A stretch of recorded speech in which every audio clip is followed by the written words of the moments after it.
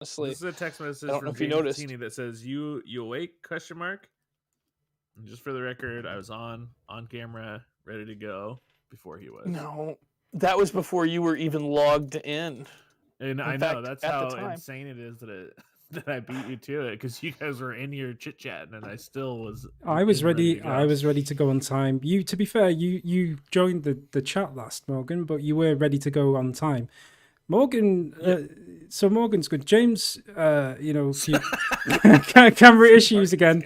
I mean, and then once we got those resolved, apparently, and you guys keep this to yourself, but apparently James has been watering the basil. So we just want people to know that James has been watering the basil. People. What's funny is it turns out the water that was already in the basil was enough. It didn't need to be watered at all. Yeah, because she showed me with her fingers how much water goes in, and like that's how much was in there when I watered it. But I thought I was being such a good watering the basil. Yeah, that's exactly it. Yeah. But I felt like I was doing something good. Like I woke up and was really proud of myself. And I was sitting in the chat room by myself with a great camera.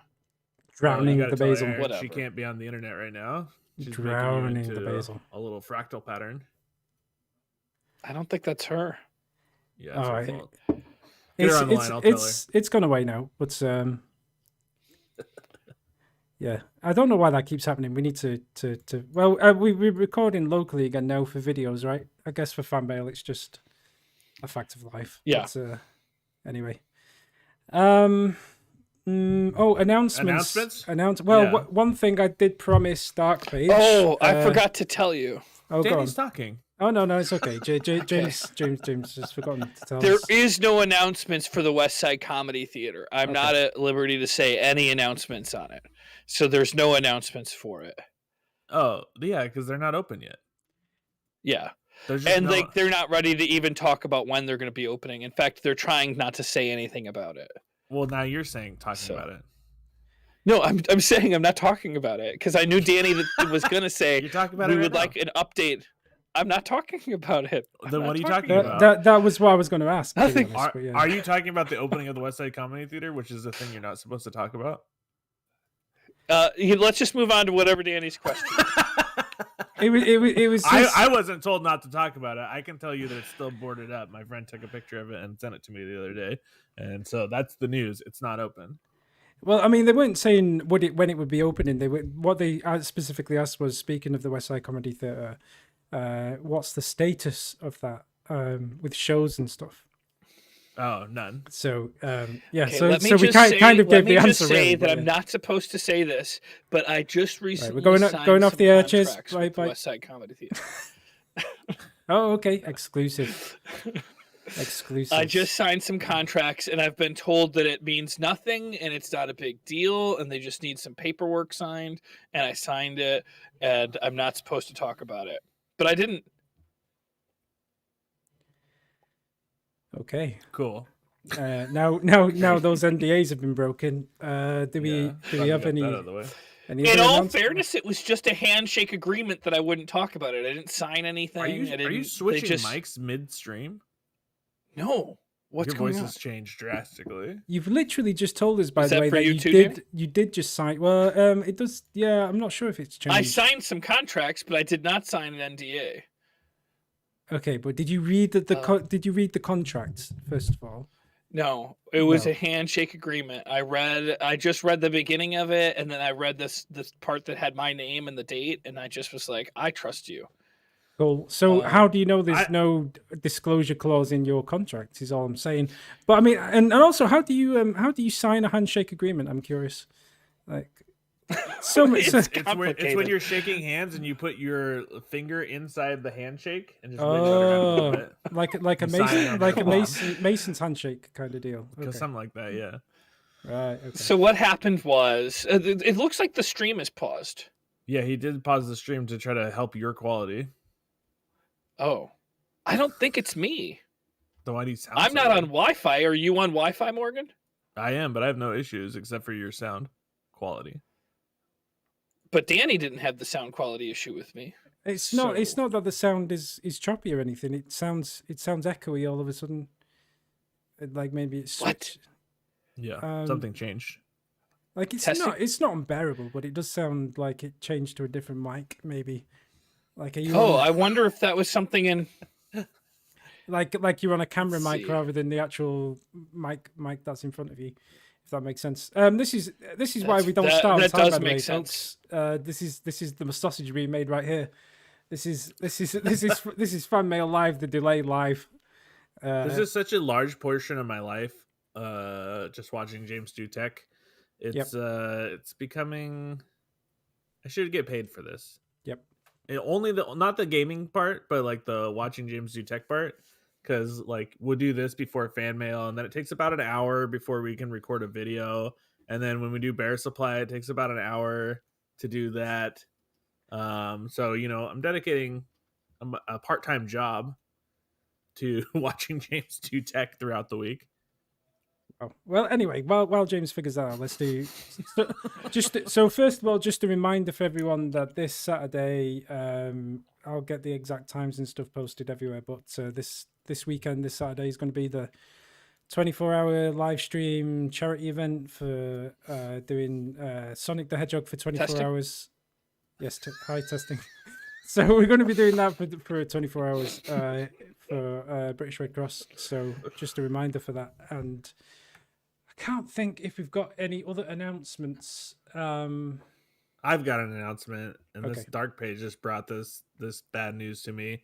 The Clippers have, in fact, signed Boogie Cousins after 2 10-day contracts, so we will be going forward with him. So that's a little bit of bad news. So I'm sorry to be the one to tell you guys.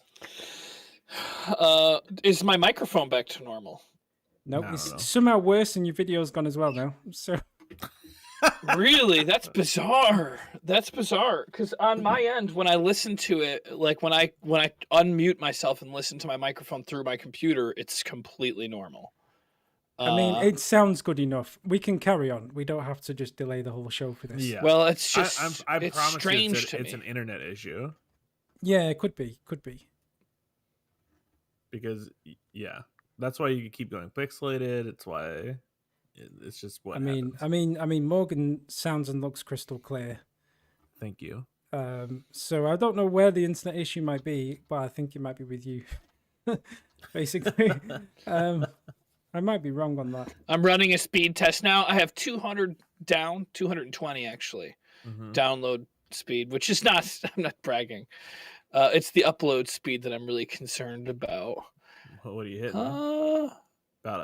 It is worse than usual, but I am streaming right now. It says I have 7. 7.8. Okay, 7. so it 8 shouldn't fun. be. Yeah, it should be okay. You should be partying. Anyway, and that's at the same time I'm streaming this with you guys. So you're saying I don't know what the problem issue. is. I guess it could be. Yeah. Look, but on my computer, it looks great, and my microphone sounds great. The chat is saying every week, every fan mail video, and please don't blame me and Morgan for this. We do our best, right? Like this is what we have to work with. Should we just start the video? I think we've got no more announcements, right? Yeah, I think we have to start. All right, let's start the video. 3, 2, 1. Adventure bits. Wait, what the hell? Oh no, that didn't work. Also, my actual transit, my ear. Oh, it's not working. Oh, here we go. 3, 2, 1. Adventure bits. You're just gonna. Oh, Jesus! I'm getting skewed now. It's terrible. I mean, it kind of works as an intro. Is the only thing. Yeah, I know. That's why me and James invented it. I didn't ever say that you couldn't use it as an intro. I don't think. Maybe I did. Yeah, you did. Wait, are you just now saying you're? Okay. Well, what I am saying as well is that I've kind of screwed up on the comments not appearing on the old video for some reason. What's happened there? I mean, it's all. We don't have to do these shows. We can just give up. It might be better, to be honest. I mean, it's kind of getting to that point where I've always thought like I was really born to be an accountant. Really? I don't know. I feel like it's my calling, and if we aren't going to do this show, I think I'm wondering if anybody has an in crypto mining. Is there an extra spot? Yeah, if you invest $100,000, I will give you returns of upwards of $12 a day. Really? Yeah, if you give me $100,000, I mean, you're gonna be held. You're gonna be held to that. Like we're online. And this is as good as a handshake agreement. Yeah, I will give you $12 a day for 10 days. You're gonna be crying. Well, good for news. 10 days. There's good news, guys, because you don't have to find an accountancy job. I've got the comments working. We're up and running. Sweet. Dark nice. page. Top 3 Adam Sandler films. Go. No, he did this last week. Oh, have we done this one? Billy Madison. No, Happy this was 1 hour Gilmore, ago. I know he and jumped movie on Halloween. here and put it on here so that we would read it an hour ago because he knows. Did I do my top 3 Adam Sandler films? Did I tell you how I hate Adam Sandler films? Because I was forced to watch them all in one night. No, wait, you can't hate All in Adam one Sandler night? films. I was doing a night shift once, and not a lot happened on the night shift. And the girl I was working with I was like, "What films do you want to watch?" She just put Adam Sandler. We literally watched all of them. Happy Gilmore, the one that was in the clog shoe shop. I forget the name of. The one where he goes to some island and has a romance or whatever. I don't even remember the names of them. 51st Dates? Did you just write off 51st That's a good Dates? one too. 51st Dates is That's a good one. Morgan, 12 hours into this, right? Literally, if I had a pistol, I'd have shot myself. No. It's too much. It's too much in one night. I'm sorry, but like I've never seen an Adam Sandler film since, and I never will. Like I just like I'm not saying they're bad films. I'm not judging him. You didn't. Not You, judging you the weren't quality of the watching them content. like when they were coming out. Oh no, they're not. Oh, Not man. not I my. was a big not, fan. Yeah, not my scene. You don't like comedy. That makes sense. Yeah. Well, I mean, Zach will tell you though. I don't watch a lot of films. Like if you ask me, have you seen a film? The answer is generally going to be no. So actually, the fact that I have seen them all is probably better than par for me. It's just I would having say watched them I would all say in one go back short and time watch. span. No, but I'm Watch still. like a couple of them, like Happy Gilmore and Billy Madison. That's it. But I'm still traumatized. I'll switch up my top 3. The number 1 is going to be Happy Gilmore still, but it'll be Happy Gilmore, 51st Dates, and Billy Madison, for God's sakes, put Billy Madison on that list. Spanglish. Oh my God, Billy Madison. No, it's definitely Spanglish. I haven't seen that one. It's not good. Neither is Hubie Halloween, but Hubie Halloween is so bad. It's horrific. I love it. It's so bad. It's awful. Terrible. It's so good. What about when he's puking on that bicycle? Yeah, Wedding Singer is up there. So bad. Yeah, I hate that little. You know what? We should do a date. We should have a mandate where we all get together with Danny and we watch all the Adam Sandler movies that are good. Just in once one a year, night. we just put them through torture. I mean, I'm game. I am still working through the Lord of the Rings. We finished the 2 Towers. Wait, no, did we finish it? Video yeah, title 1 hour 20. What is video title 1 hour 20? What it seems to be related to a video, to a part in the video. So the video title was the formula the formula for success, and then the actual footage we can watch. So let's open that up. And that's when we successfully do the formula. Yeah. So this basically. That's my bad shooting. That was the formula for success right there. Is basically the long and short of it. Yeah. It's shoot the guy's eyeballs, is I think the formula. I think he's trying to tell us shoot the eyeballs of that guy, which you were trying to do. Yeah, I'm just on a controller. The controls of Resident Evil aren't great. I mean, I think he was No, just I being think that sarcastic, it's partly to be honest. Parsec. Yeah, maybe. Yeah, let's blame Parsec. Maybe. It's basically the formula for success, getting killed straight away.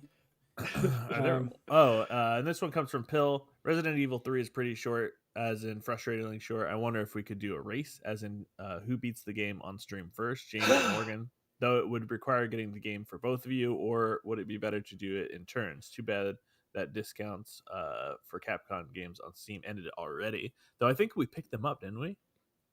Yeah, we both got it before it was over. Yeah. Yeah, I would say that we could do a race on it. But here's the other thing: the faster we get through it, the closer we get to playing the co-op game of Resident Evil 5. I thought, why does it keep moving? I thought it was 4 that was co-op. I feel No, like it's we're 5. always 1 away from getting to play co-op, and it keeps moving farther and I farther away. thought it was 4, 5, and 6, wasn't it? No, it's 5, 6, and I don't know, maybe 8. 7, I'm not sure. 'cause 7, Well, I had 7 thought doesn't- that 3 was co-op because 3 is multiplayer, but 3's multiplayer is a side game where it's kind of like, I don't know, Dead by Daylight or one of those games, which I'm excited to play. I don't know. That might be a bad example of what that gameplay is, but I think it's one person is the enemy and then everybody else is a teammate. Yeah. yeah. So apparently, it's I mean, I would definitely 6. be down with doing like a race. It would be fun to do it like maybe in shifts. We'll do like 3 streams. I still think having both of them on screen would be the best, but we would have to have somebody like switching back and forth live. I mean, is Resident Evil 3 so short that you could do it in one stream? Is that basically? They're saying like 6 hours. They're saying 6 hours. It took me like 6 hours on my first playthrough. Seems fine to me. The original RE3 was a lot shorter, but better too. Pill says 5.5 hours on hardcore.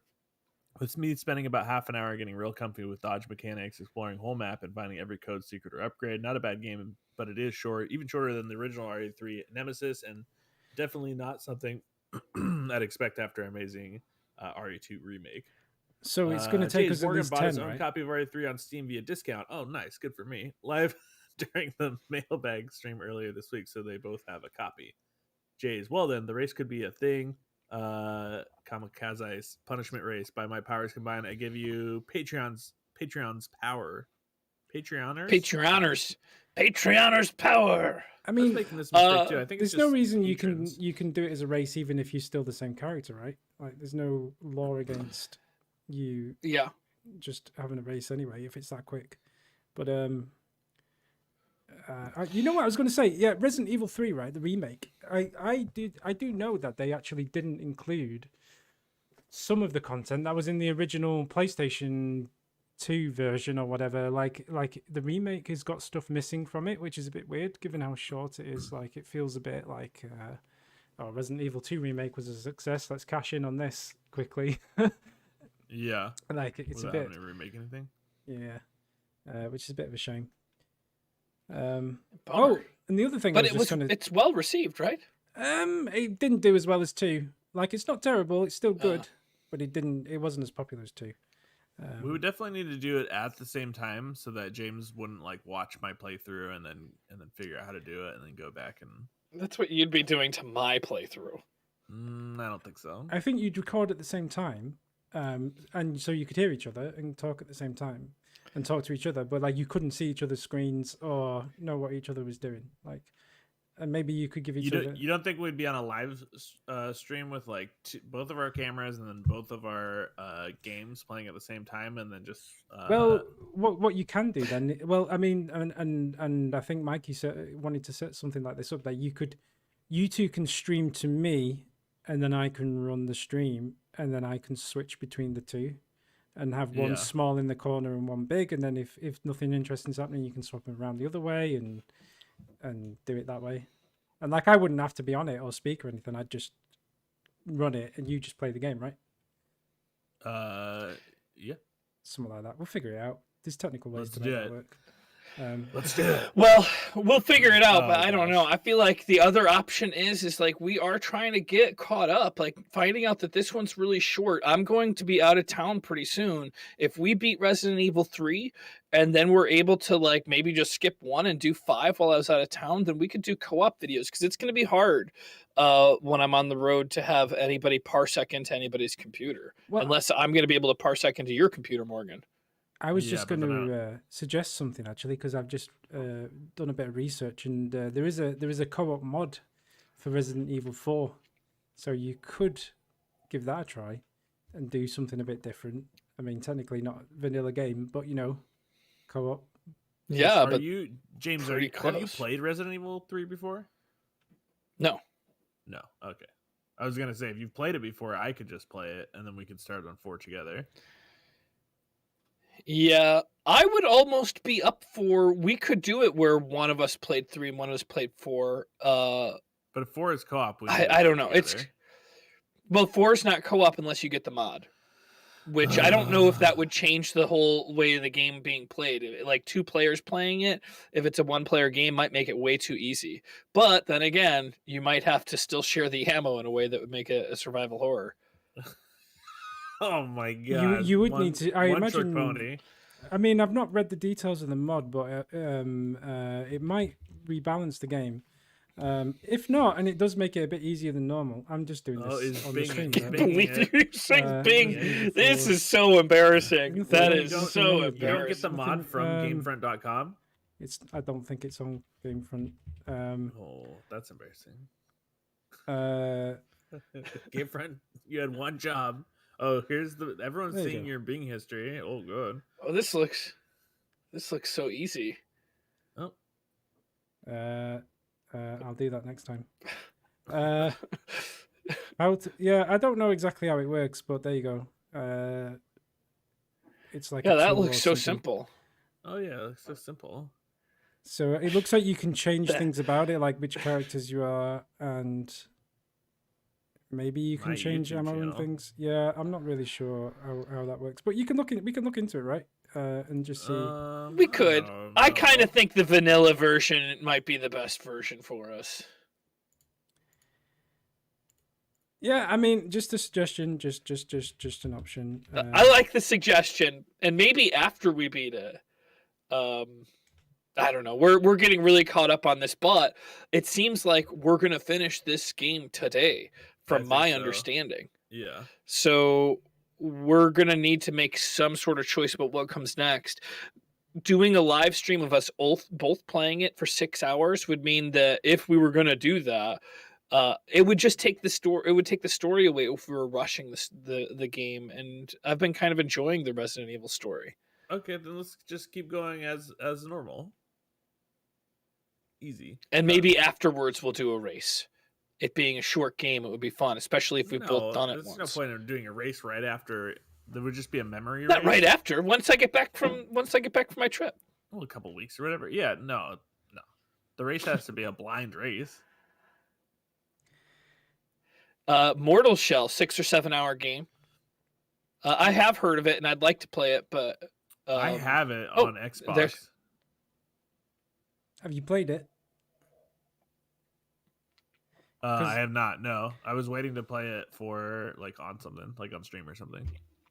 Because people have mentioned it to me before, and it looks very Dark Souls like. Yeah, it's alright. It looks okay. I know it looks good to me. Yeah. Crispy AI has a comment in the YouTube chat. Is this James's new improved voice actor quality audio? Oh my god, it really is. It must be something to do with Discord, because my microphone on my computer sounds great. It's definitely here. Let me leave Discord and then come back. Do you know... I mean, I am looking at the settings and it says microphone, so then I can unmute my microphone on my thing, so I hear it myself, and I sound like fucking James Earl Jones over here. Maybe have you got the voice suppression stuff on? Maybe it's making it worse. Or maybe you've got it all off. I don't know. But you know how back in the day when you used to just get a piece of string and 2 tin cans and used to. Ooh, that's better. Yeah. Do that again. What? Just testing? Oh no, it's worse again. What did you do before? What do you mean? That's better. No, I think that's better. That is better. That's better. Yeah, whatever you just clicked. Well, the problem is that's me unmuting my mic. Wow. Oh. So now I hear my voice through OBS Ninja, or what do you mean? Unmuting your mic. Oh, what does that mean? Because I'm listening to my own mic. Why would you be doing that? That's... are you projecting your audio through where you're projecting your camera? So the mic is going into OBS and then going into. Can you guys hear? Well, I don't know. Oh my god, what have you? That's even worse. Oh my god, you know what's happening somehow? It's not better. Is it better? Because here's what's going on. I'm seeing something right now. I'm hearing you guys somehow in the Discord settings. I'm hearing you. My output device. Or wait, hold on. Oh, that makes sense. Well, you figure that out, and we'll talk about some of these comments over here. Crispy AI, this is from the YouTube chat. I was a few minutes late. Did I miss Morgan's announcement? You did miss my announcement. My announcement was about signing Boogie and how sad I am about that. We can talk about that in the sports ball chat over in the hidden Discord, the secret Discord of the name that shall be not said in front of Danny. Adventure Bits. Simon DG didn't like Mortal Shell. Code Vein. I've heard of Code Vein. When I'm testing it in Discord, because I went to the little thing, I'm testing it and it sounds good also. It must be, you guys aren't hearing me through OBS, are you? Nope. No. I have one audio source for you and it's coming through Discord. It almost does sound like there's like two versions of your audio, but like a microsecond delay on one of them. It kind of almost has that. It sounds like you're talking into a tin can, basically. It's weird. But again, let's AW8 saying that we should do like a fighting game, but I'm terrible at fighting games. I bet James would rock me at any fighting game, unless it was Street Fighter 2 Turbo on the NES. In that case, I would destroy his face. The game's terrible. Street Fighter 2 Turbo is terrible. That's the best fighting game ever made. All right, moving on. J1618. I'll confirm that in Resident Evil 3, you can only choose to play as Jill Valentine. That's nice to know. 5 and 6 are the ones you can play together. You can also play as Carlos, but there is only one campaign in Resident Evil 3. Saints 928, if you had to fight a bug as big as you, what bug would it be? I personally think I could take on a leaf bug and stick bug. Just say the fly, and the scene where the guy's arm melts off was was spooky. Yeah, the fly is nasty. Which bug would you fight, Danny, if it was the same size as you? Well, like any actual bug, I don't know. I don't like any bugs really. Maybe like a ladybird or something. You know, something that's going to be like relatively timid. A ladybird is a ladybug. A ladybug, yeah, sure. The red one with the black spots. Yeah, that's the one. We call them ladybirds, but yeah. Okay, well, it's the wrong name for them, so. Right. I've seen a movie called Lady Bird. Is that what it was talking about? That might be a different movie. Is my microphone fixed? Nope. I would do, I think, like a caterpillar, because I feel like it would be like not like a furry caterpillar, but like one of those ones that looks like a little worm, like an inchworm or something. Because I think that I could befriend it and we could just like cruise around. No, that just reminds me of the caterpillar enemy from Sonic the Hedgehog. You don't want to tackle with them. Like those things will fuck you up. Don't you just have to hit it on the head when it's stretched out? Yeah, but like they then the rest of it bounces towards you and you get stabbed with the spikes and stuff. Like they're tough. Like you don't want to mess with them. No, definitely not a caterpillar. No, I'd say I don't know. There's no insect or bug that I like, really. Wow. Well, I mean, they're all, I don't know, they all just make me... There's one genus he just doesn't like. What about you, James? Is my microphone better now? James, forget about it. It's not happening, mate. It's not happening. Just move on. Kamikaze Ice 5125 when Morgan is asking James to read A Natural. My brain thinks of this in reaction to James's response. If you can read this, you have a strange mind too. Can you read this? Only 55 people out of 100 can. That's the one from the Facebook meme. I couldn't believe that I could actually understand what I was reading. The phenomenal power of the human mind. According to a research at Cambridge University, it doesn't matter in what order the letters in a word are.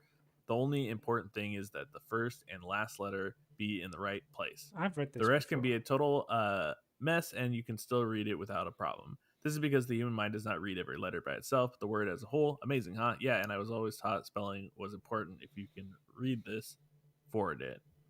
Facebook memes. I don't know if I believe that. I just read it. But he literally just did it. Are you looking at the comment? I just think everybody can read that because I could read that very easily too. I think that it's an easy thing for it. Oh, that's what it says. It's not saying that you can't. It's saying that everybody can read it. Oh, it says only 55 out of 100. That's the thing I don't believe. Yeah, that's true. Because there's three of us here, and we can all do it, right? So that's. Well, what's I wouldn't be surprised if 50. Exactly. I was gonna say I wouldn't be surprised if the adult literacy rate is closer to like 75, and then like 10% of those people just don't want to bother with this silly game. but I don't think I think it's just easy So because it's 86.3% is the globally the literacy rate. Globally. That's better than I thought it was. Really? Ulusar's botnet said. Think about what the percentage of people are children. Let's get the real data. What's the U.S. literacy rate? Well, just think about it. Wouldn't you expect at least the population of the world to at least 13% of people to be under the age of 5? 79% for the US, and it's 99% in the UK apparently. Oh wow! I'm not even joking. That's apparently what it is. So yeah, but that's age 15 21%, and then you got to figure that 15 and over. Yeah. If there's 21%, there's got to be like a big section of the population too that like can read but would find it difficult to read something like that.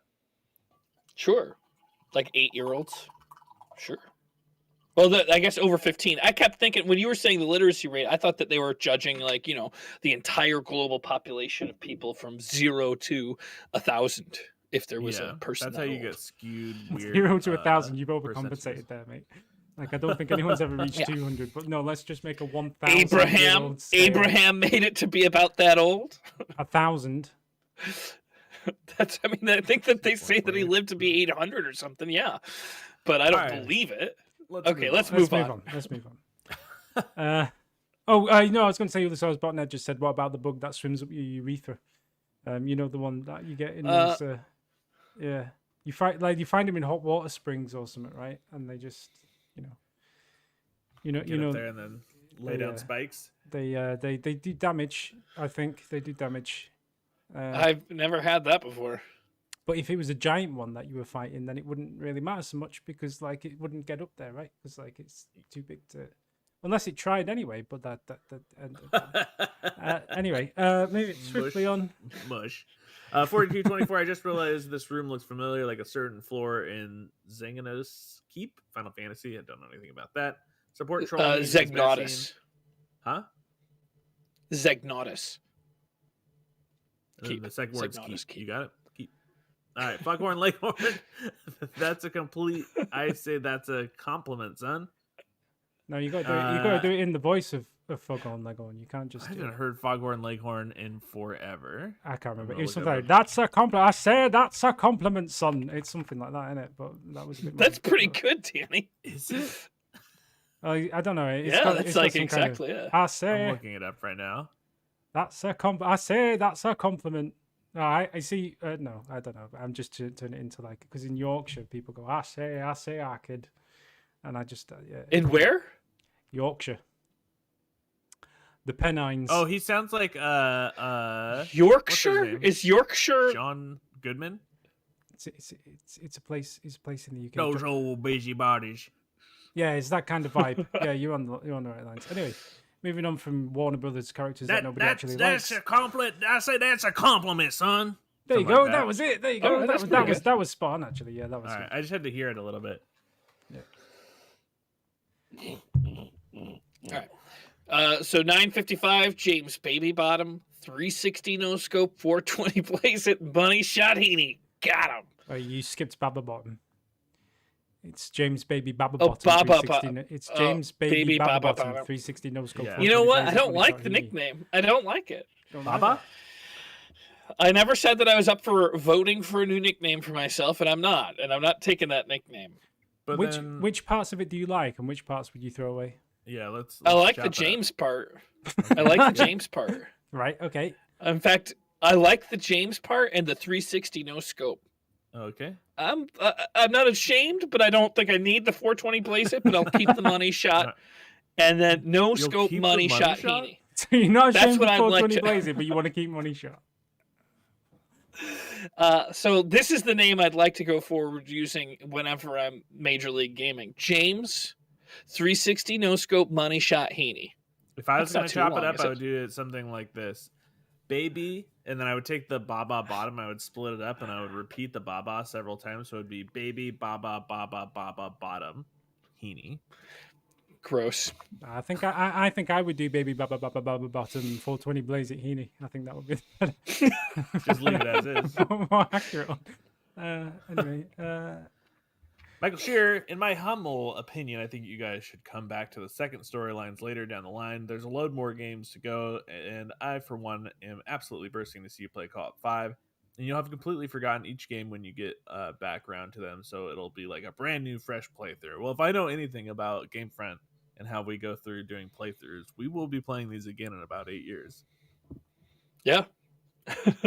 We'll be older, we'll be wiser, but we'll definitely have forgotten everything in those games. Is it true that if you basically go back to whatever video was released 8 years ago today, it's effectively the same video, but just you swapped out with Mitch, and basically that's all it is. Yeah, it's a 1-for-1 playback. Run it back, the winning formula, you know. Drogor can't wait for Big Morgs to grace us with his speedrunning prowess in this year's GDQ. Let's go. Games Done Quick. Do you know watch Games Done Quick? No, I have a job. You guys should. Oh, right. No, so Games Done Quick is like a charity event where people play video games to raise money for charity, but they do it as speedrunners. So they just try and they've got all tips and tricks and hacks, and not hacks, but like glitches that you can use to. So like using the whistle to get to World 8, stuff like that. Yeah, stuff like that. You know, falling through the levels to get to the end of them quicker. But it blows your mind, seriously. Like people can take like what would normally be like a 15-hour game and they complete it in like 50 minutes or something. It's so fun to watch. Like it just blows your mind. Like you should watch Games Done Quick. It's good. It's very good. And it's all for a good cause, right? So it's in July 4th till 11th. I'm sorry, but that's during the Anime Expo. Oh. And isn't that when your birthday lands? Is between those days? No. This is just like you're not even giving it a chance. Like you don't even have to be there live. You can watch them back. You want me to miss the Anime Expo? No, well, you don't even have to watch it live. After being locked up for a whole year. Go and watch some of the old ones from last year. Go and watch some of the more. Just like in fact, I'm looking at it now. I'll look into it, and they pick which games they're gonna play. Yeah, it's like an itinerary of games, but like they do also. So you can probably find just put in whatever game you want to watch. Get it's gonna be online. Maybe I could do it. Oh no! I mean, you couldn't actually participate. You couldn't actually do it. I mean, They ask me every year, and I'll try to one of these years. I'll try to make some time for them. Yeah. So what game are you speedrunning, James? I've so far said none. I've said I don't really got time to do my speedruns this year. Okay. They gave me a big list of any that they. Let me rephrase the question. What games can you speedrun if you had the time? If I had the time. Any of them. Like honestly, if I put my mind to something, I could pretty much do it. So you can beat the world record. Sure, it might not be the fast in any game. Like you can. No, I didn't say world record. I just said it would be one of the fastest. It would be one of the speediest runs of a game. Sure, yeah. Simon DG says, "Time your acid shots. When he attacks you, the stun effects will cancel most of his attacks." That seems like wise advice, because you guys are on the final boss now, right? Like you basically won. I think so. The boss to do when you're done. Jay's 1618 says you guys are almost 50% done with Resident Evil 2. You just need Leon's 50%, and then you'll be 100% completion. He's got a point. People really do want to see the Leon run through. You know what? I mean, like you've got through it in 13 episodes, so like it wouldn't be necessarily unreasonable to maybe come back to it later and just pick up the series where it left off and do it as Leon. I'm just desperate to get to 5. I just really want to get back to Resident Evil 5. So I almost think like it might be a case of do 3, do 5, do 2 again, then do 4. And then go to 6 and 7. Maybe.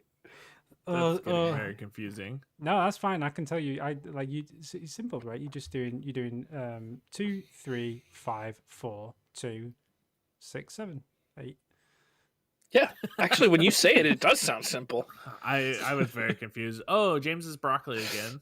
They said that you look like broccoli when you turn into broccoli. Yeah, it keeps. It's just ignore James. He's got technical issues. That's just how he comes. It's just his default setting, his technical problems. Crispy James was showering Morgan with compliments today. Wholesome vibes. See, that's the kind of sweet energy that we need to bring to these playthroughs. Dark Souls 3. No comment.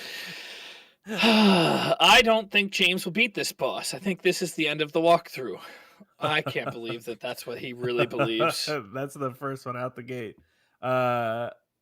You beat the last boss that I thought you were going to have a lot of trouble with fairly quickly, though your Chaos Sped Vistage is a very good weapon against it. I don't think it's as effective, even though it's super effective against this one, but it's going to take a lot of timing. I think you learn the timing of phase 1 today, and then maybe next week you'll get into phase 2 a little bit more.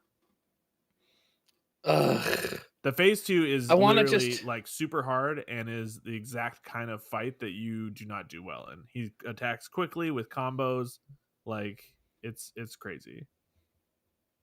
That sucks.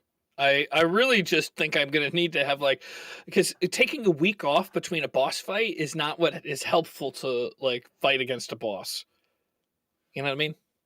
When I speedrun this game, I'm probably gonna sit down and play it all in one session. No, there's no way you can sit down and beat this in one session. Well, that's how I'd do it in a speedrun. Yeah, it's too hard for me to take breaks. So as soon as you beat this, you will agree to doing a full speed run in one sitting? I don't know if I got time for it. If you're going to do a speed run, why don't you just do it at GDQ? If you're good enough. Maybe. Maybe next year. Kamikaze, dragons extinct. They exist in every Dark Souls game, you goober.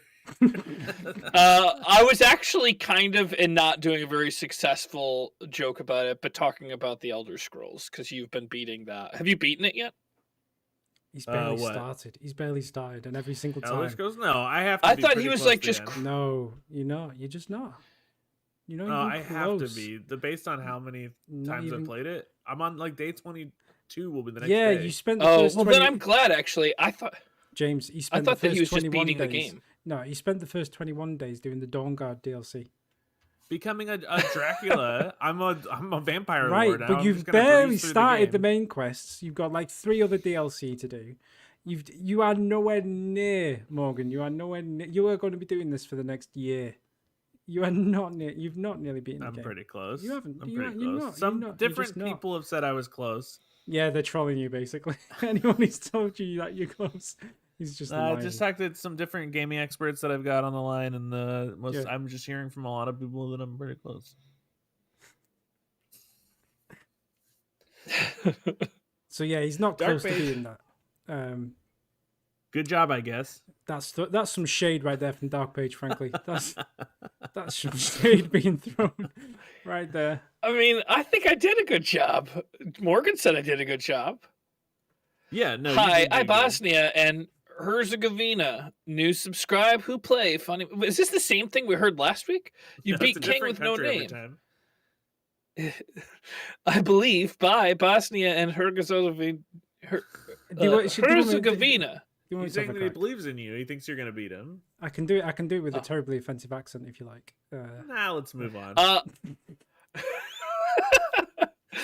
don't really. Okay, James, on Level Up, here's what you might want to consider just as general rules. And if you are feeling like you need more green on the total amount of rolls, swings, and blocks to take, this cap is 40. If you desire higher damage level up, faith, and intelligence, this works well for both. They're giving you some the basics. So whatever you said in this video made you seem like a real baby. If you desire higher damage level up, faith, and intelligence, this works well for melee, blah, blah, blah, blah. Final on accounts, DLC. Yep, good. Level up your dang shield +5 and watch the knuckleheads. Oh my god. Darkest Dragon starting now too. I love this video. Thanks so much for making my week friends. Aw, that's sweet. Yeah. I feel like James, do you know how leveling up works in Dark Souls? Morgan, you are with me when I'm leveling up, and I think that this is in reference. I'm not sure, but I think I was going to get more blue, so that I had more spellcasting ability. And it's not necessarily that I need to get more of it, but like sometimes it feels like I have to waste so much because I only have enough to do the move maybe 3 times, and then I have to waste a whole bunch that's left over because it's not enough to do another fireball. So it's not necessarily that I need more blue. It's just that I'd like to have a better ratio of like what's left over when I'm done throwing my fireballs. So you want to level up like 20 more times so you can throw 2 or 3 instead of 2? No, No, I don't know what this in references. I know all of those things. I didn't know that the green capped at 40, but I've heard that pretty much everything caps at 40. So I guess that makes sense. I'm not close to 40 anyways. Yeah. But yeah, all of that makes total sense, especially the leveling up your shield. Yeah, I guess the leveling up the shield does work. I can do that, but that takes Twinkling Titanite if I'm going to use the Black Knight shield, I think. Oh, James, Ulusail wants to know what the capital of Bosnia and Herzegovina is. The capital? It's capital B. Capital B. The B would be the capital. For Bosnia. It's Kamikaze Ice. Bunsen Honeydew voice. I don't know what that is. We have videographic evidence. That's the Honeydew is from the Muppets. It's it's the guy with Beaker. Beaker was his assistant, right? Hey guys, I don't know what that is. The Muppets. Jim Henson. Jeez. I only watched the Baby Muppets, so I don't know. Christ. Muppet Babies? I've seen the Muppets. No, I watched a knockoff called the Baby Muppets. It was sad. All right, well, if somebody can do the voice, then go ahead and read it in the voice. We have videographic evidence of the Heat being unable to discern any auditory clues that are triggered when... I mean, I'm terrible at it, but when a layperson such as yourselves... The reading part's really what I'm struggling. If this was in scattered letters, I'd be fine. And indeed, all who are not pro gamers and most of the other animals that hear the very same sound wave have an instinctual red flag epiphany that says, "Warning, warning, danger, danger, Will Robinson, danger." And then Beaker would be me, me, me, me, me, me, me, me, me. Something like that. Me, me, me, me, me, me, me. Something like that. Can we see where that's from? That 1 hour. Yeah, we can do. Just for context, by the way. I feel like that was also the same number. Was that the same number as the Resident Evil? What? Sword to what? Oh, what the hell is happening? Oh, well, we won't be able to hear the cue. Did you hear that? How are you? Like, are you supposed to be in like the middle of the sky like that? Oh yeah. He does that. It's how I speedrun this. I use the. I was gonna say, is this one of game. your speedrun glitches where you've gone out of bounds? Run up and do it. You almost made it to phase 2. But yeah, no. I did make it to phase 2 once. Ulusail's botnet James seemingly has a religious objection to punishing enemy staggers. That's true. Dangerous 87. I don't think he realizes it's happening. FYI, James, it's the same noise as when you make a successful parry. Listen out for it when throwing fireballs in the boss fight. Oh yeah, so because your Chaos Bed Visage actually staggers the enemies, there's a time when it goes, Dish! And when that noise happens, he's phased for a second. And if you pull out your sword and do an R1 attack, you'll get like a huge damage bonus on him. You'll do like imagine this world, Morgan. I'm doing these Chaos Vestige business, okay. And I get it to the point where it staggers him, and I hear that douche sound, right? Immediately, but now I'm out of stamina. I'm switching weapons. I'm trying to get the stamina, but the douche is over by the time I get the weapon to attack. And then because I'm like ready to try to swing finally, I get caught mid swing and I get punished for you're just admitting following that you're too slow to do it. No, my stamina. How is your stamina too stopping slow you from switching weapons? I need more of it, I guess. I need to cap it at 40 is what it is. Oh god. Okay, just say you're too slow. It's fine. I'm if not you have slow. a limitation on fast. how fast you are, just say it. You're not coordinated enough, or what is it? You just say what it is. It's fine. So Tim People says, at death 550, I do believe that James deserves a punishment of Morgan and Zach aggressively coaching him for a full episode or until he breaks, whichever comes first. What is that supposed to mean? We used to punish Mitch for James's deaths as well. For all the atrocious deaths that occurred under his watch, Morgan deserves some of the blame here. No. A coach goes 214, gets some of the blame. I think perfect Morgan punishment would be making him play one chapter of Alien Isolation since he hates it so much. Every 50 deaths after 500 should equal one more chapter for Alien and of Alien for Morgan. Just a thought. I love Gamefront and miss V and Eileen. Oh. You don't know what that is? V's name was No, I do. V's name was spelled V-I. So at first I was not really, but it makes sense now. V and Eileen. Yeah. And then Tim Peoples loves it. I can't be held accountable for James's deaths. I'll tell you. Yes, why. you can. Because he doesn't listen to me. It's not like I'm actually coaching him. I'm just there. You know what? I'm consistent. Yeah. I think we would need a trial. I think we should have like a courtroom set up, and we should have you guys on the stand, and the chat is the jury, and I'm the judge. Mm-hmm. So I'll have the big wig on and stuff, and we'll have like a court, right? So it's like a Dark Souls punishment court, and you guys present your evidence as to why you think you should be innocent or guilty, and then the guys will decide, and then I'll make my ruling, and then that's how we'll decide what the punishment. This sounds like a real kangaroo court. Yeah, pretty much. Pretty much. There's no way the chat chooses just to let us off. And you think that James versus me in a court scenario would be a good venue for James? You can hire yourself some representation, right? So you could get a lawyer. So one of you could like have Zach as a lawyer, and I don't know, maybe one of you could convince Mitch to defend you, or whatever. And I mean, I'll just hire a real lawyer. I'm bringing a real lawyer in. I'm going to sue the shit out of Morgan over this. He's in big trouble. The Darkest Dragon, the first one to write first. If the chat wants to see a kangaroo court, by the way, just throw a bunch of Y's in the chat. We'll hear you. Here we go. David H. James, you forgot to smack the bell right before the fight. It's good luck. Apparently. Smack the bell right before the fight. Yeah, hit the bell. What's up? The bell icon? Well, that's what I'm saying. No, it should have been a bell tie-in in front of the Nameless King's little house. I don't know I didn't know that there was a bell there. I guess I'll have to look at it. Well, sorry to derail everything. You're going to have to go full Drake Blood set. Major boss cred if you do. Isaac Stims, it's finally time. The moment we've all been waiting for. James versus Nameless King. A couple points I'd like to point out. The Chaos Longsword is your best bet. It allows you to fast roll with heavier armor and has a higher DPS to stamina use ratio. The build you went into the fight with in the beginning was ideal, and you were playing well throughout the main area with it. Only other thing I will mention, the Nameless King in his second phase only has a couple of long-range attacks, so if you vestige him from a distance in the second phase, you will wreck him. If you fight him up close, he does crazy damage and delays his combos, so it's hard to time dodges. That's the hard way to fight him. Buckle in and grab your Baba Heen Man. It's going to be a bumpy ride from here on out. Okay. All right.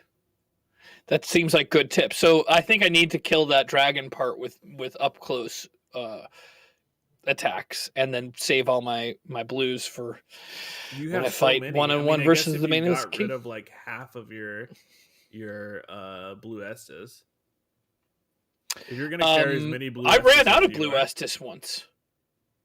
The one time I did well against him, I had run out of blue Estus flasks. Oh, okay. Then you're right, and I'm wrong. But yes, thank you.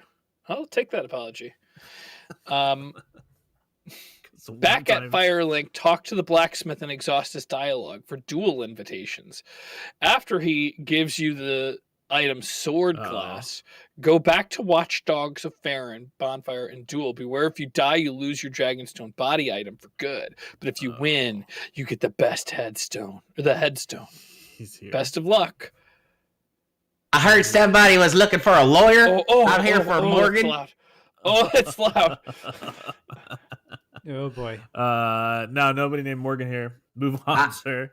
Oh no, maybe his name's Mig Borgs. I'm looking for a Mig Borgs. Hey, you can't leave your piss bottle there, man. Hey.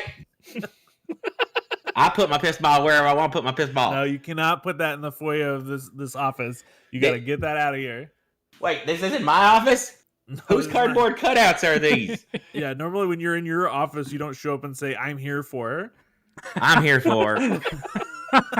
This is a Zoom meeting call, isn't it? Am I not a little kitty cat? Just walks up to his own receptionist, just goes, "Excuse me, ma'am, I'm just looking for my." Eileen, you did not give me my messages, did you? It's a penguin in the corner called Eileen. Boy. And then another one called V. V spelled V-I, just in case you guys didn't know. We established that. But But yeah. Oh, okay. Cool. The Darkest Dragon back at Firelink talked to the blacksmith and exhausts his dialogue for a Duel of Duels invitation. After he gives you the item Sword Glass, go to Watchdogs of Farron Bonfire for the duel. Beware, if you die, you will lose your Dragonstone body item for good. But if you win, you get the headstone. Best of luck. That's what I just read. I just read that. Oh, did you? It was a good... Yeah. Then let's scroll up. I have that effect on people. Sorry. Really. Sorry. I was just adjusting the audio levels there. I was interested in someone saying Morgan needed to get punished for James's shortcomings as a Dark Souls player. That's ridiculous. I would have never signed up for this. I know, right? Well, I mean, I think Zach's nervous about setting a precedent because if that happens, then you and I are pretty fucked. Yeah. Frankly. Anyway. I'm going to be held by like my scrotum hanging from the ceiling or something with Danny's playing. Moly. I Pill. know.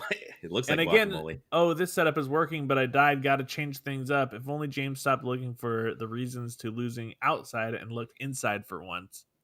Sick. All right, I'm going to go back to the first setup. Burn.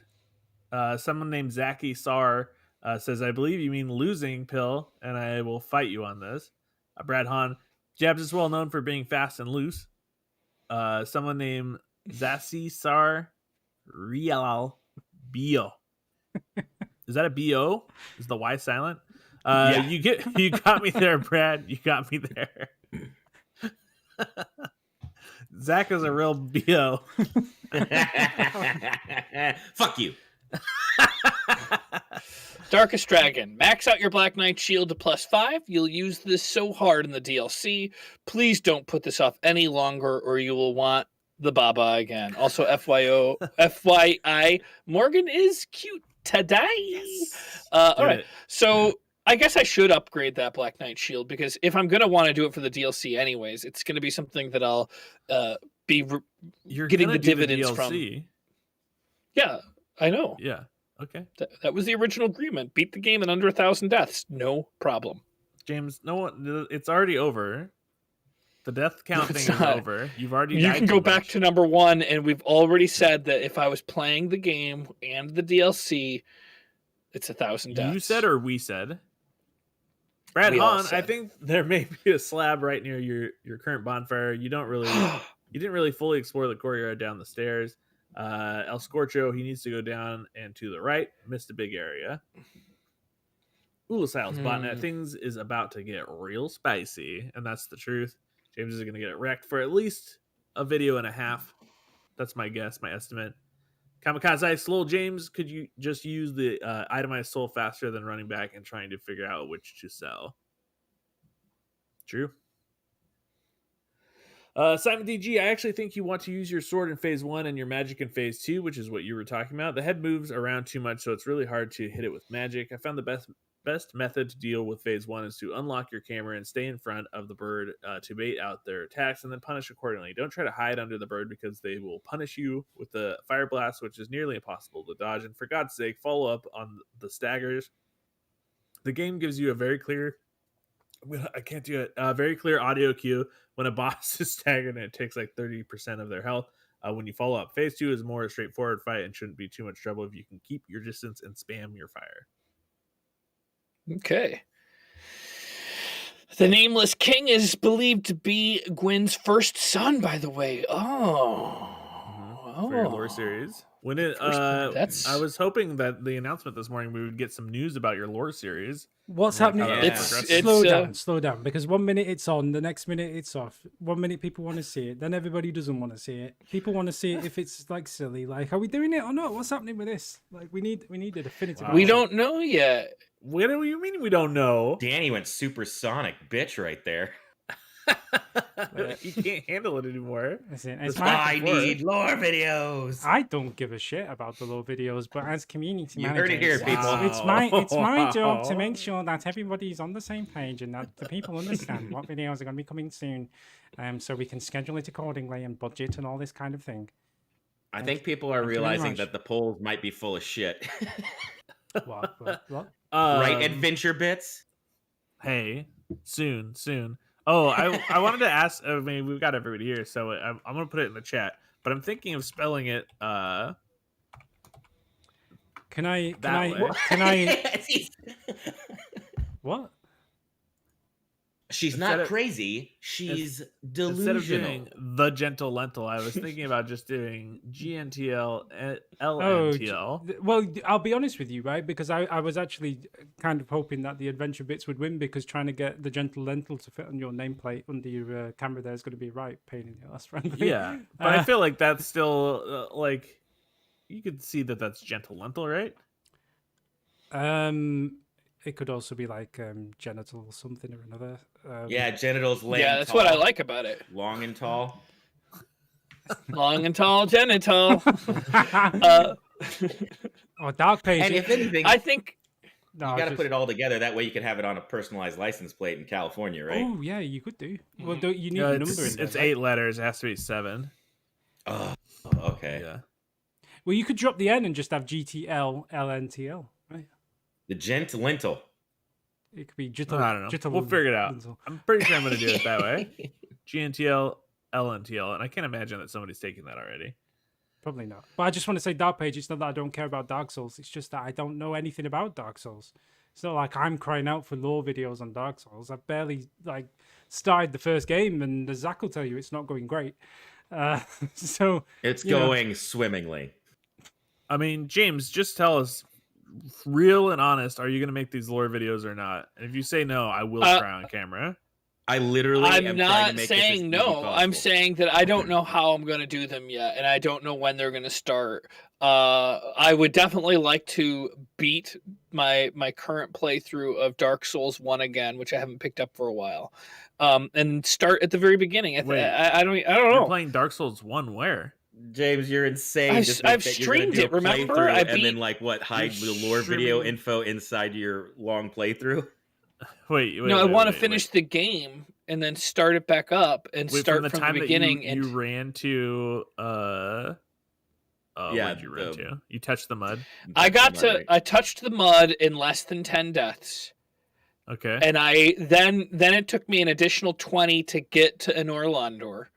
And then I died 30 times. Get it, an Orlando. Then it took me 30 deaths to get to Owen Smo. Then it took me about 30 deaths to beat Owen Smo. And then I got I think that's pretty much where I stopped. I did a little bit past that, but I was not really counting the deaths anymore. And why are you doing this instead of doing the lore videos? I don't understand what the difference is. Because I'm invested in the playthrough. I don't want to start back over. Just say you can't commit to it right now. Honestly, you don't know if it'll ever come out. I can't commit to it. So I don't know if it'll ever It's a no. No lore videos. No. You hear that first. James is backing out of his promise. I just want to say something, actually, because when I was live streaming Game Dev Tycoon, when we were doing live stream, and when we were live streaming Sekiro as well, and whenever, because for whatever reason I can't get the Steam Toast pop-ups to go away. So whenever James was jumping into Dark Souls, and not actually recording a video or whatever, the chat was going crazy. Oh yeah, he's just playing Dark Souls 3 in private. They were so upset. There was upsetting. Anger. There was anger from the chat every time James is playing Dark Souls 3, and people were raging. They were raging about it. You need to keep that stuff on the DL, James. You I guess I should hide my gameplay. Well, sometimes I'm on my laptop and I'm not even at my house. So sometimes it's said, sometimes I'm on my PS5 playing Demon Souls, and then everyone would fucking rage. Playing Bloodborne. No, but you have doing played something Demon wrong Souls, here. Right? Well, I tell you what, we should figure out that Demon Souls emulator thing, right? We should look into. Oh yeah, I really want to. Yeah, we should get the guy who does the emulators involved.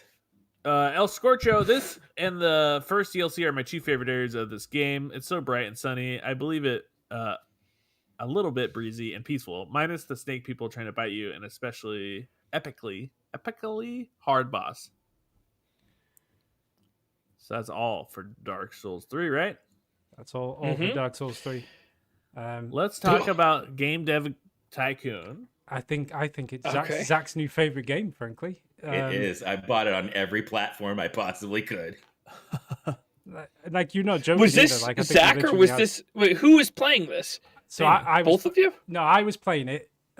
James, have you not hit the bell icon? He's not. He doesn't. You got to smash that bell subscribe. icon. He doesn't hit the bell icon. He doesn't stay notified of latest I don't content. know. He's just. It's fine. As soon as that popped up, he started playing Dark Souls 3. Yeah, no, literally, this is the live stream where it kept popping up saying that James was playing Dark Souls 3 constantly, or whatever it was. So like people were getting very upset about it. And then it comes to the stream, and he's just like, "Who wants to see Jackbox?"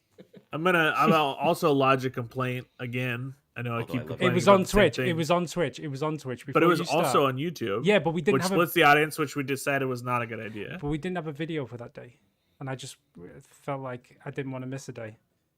Okay, let's set the ground rules right now. Never split. Danny's used this defense twice now, and it's not working the second time. We never split the stream. Right, but I didn't do it again. I'm not going to do it again. I won't do it again. Don't cross the stream. All right, okay. James, can I get you to promise not to do it again?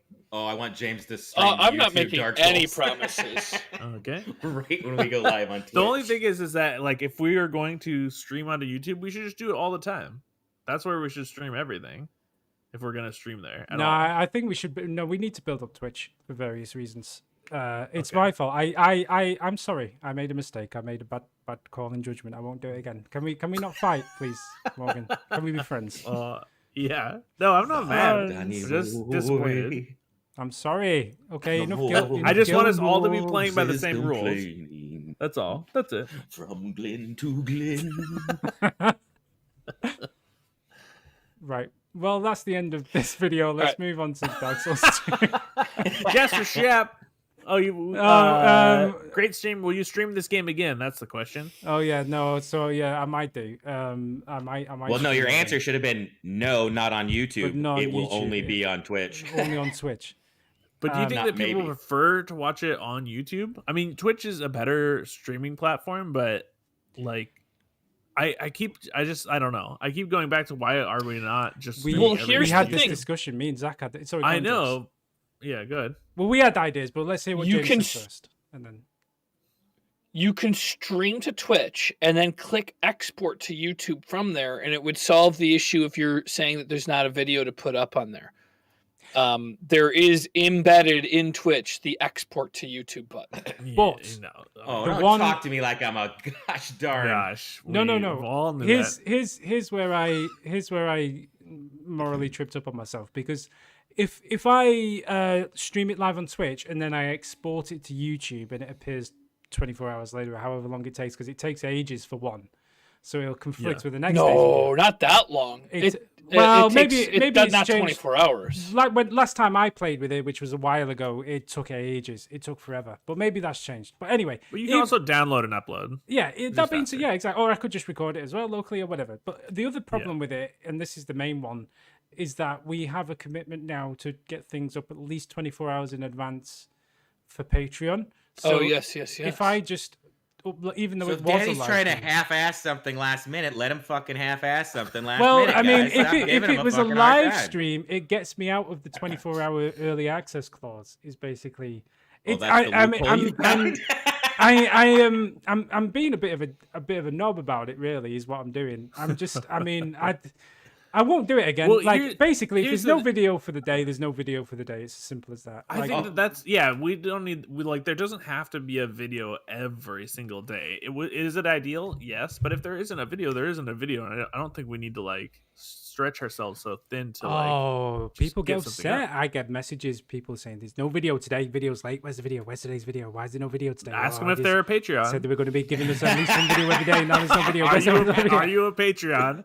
Yeah, because we have two complaint boxes. One for voting landowners, and one for the problem is that generally speaking, the answer is yes. So that's the issue. As much as I like that argument. Anyway, we'll figure it out. What we really need to do is me and James needs to sit down and get more Watch Dogs done. For one. How close are you guys to finishing Watch Dogs? Probably about 60% of the way through. We could do it. We're about halfway, maybe something like that. I think if you guys finish Watch Dogs up, and then maybe you guys together can tackle some lore videos.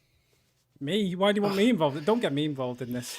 No. You don't know anything about Dark Souls, and I think that if you like really delved into the lore, and then James would have an accountability buddy in the videos, and so he would feel obligated. This is the problem: is there isn't an emotional draw to the lore videos at this moment. He needs there needs to be a panic to get him done, or like he needs to feel bad about not being able to make the commitment of like what time you guys are going to meet. There has to be something driving him.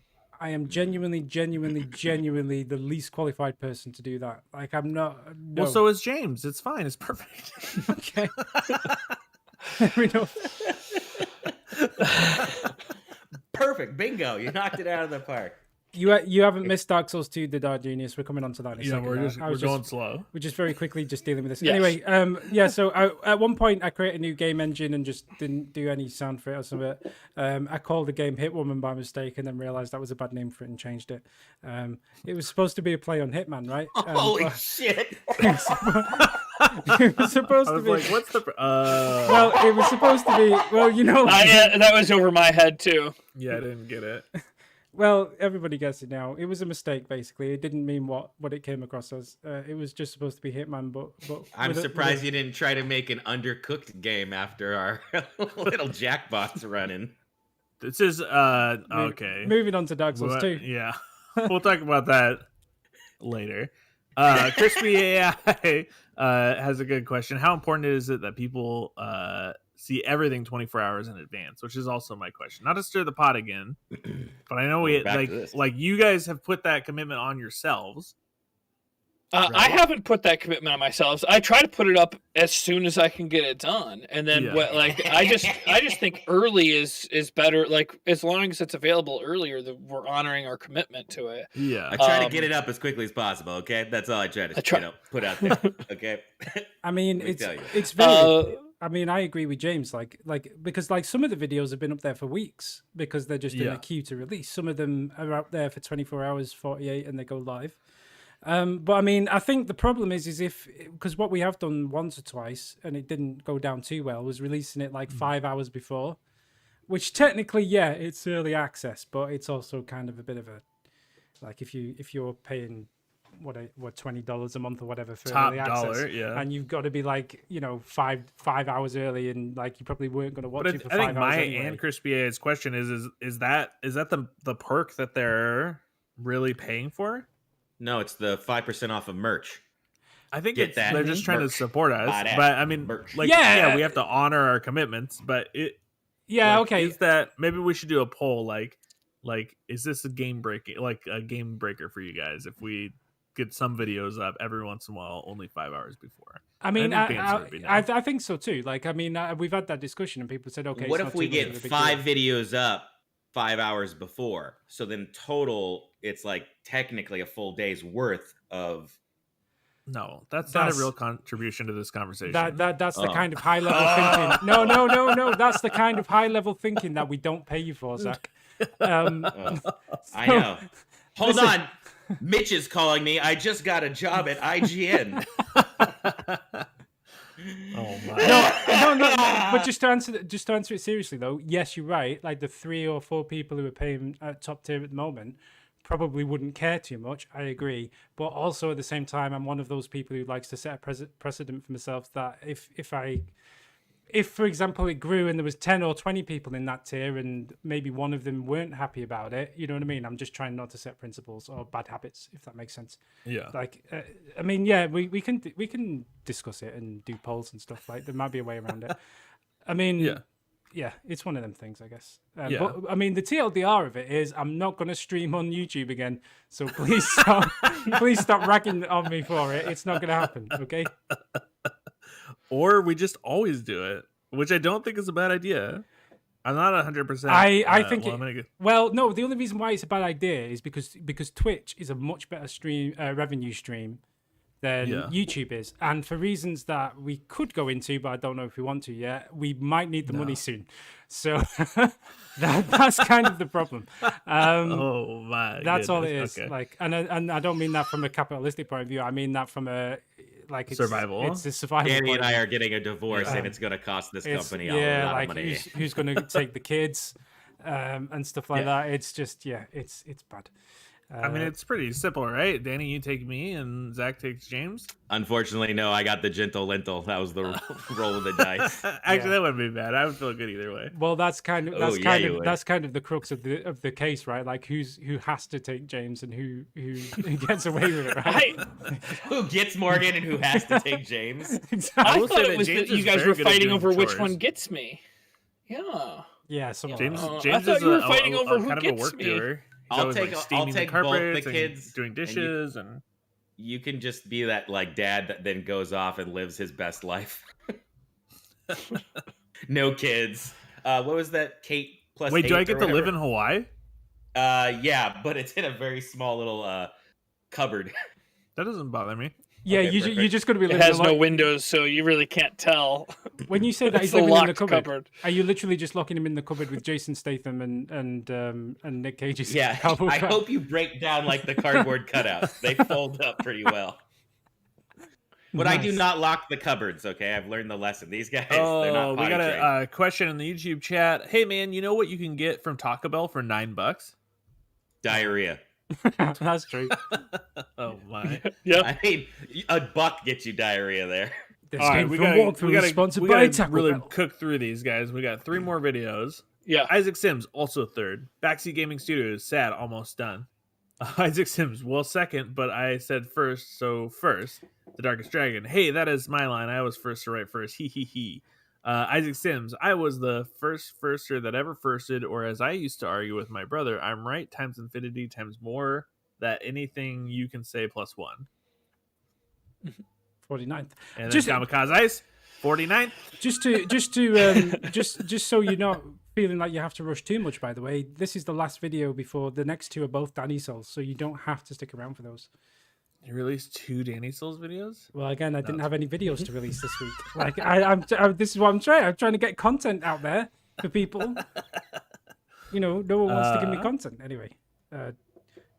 Drug Door says this new guy, Mick Boggs, he's hosting with Scheme Heen. Is too cute and distracting.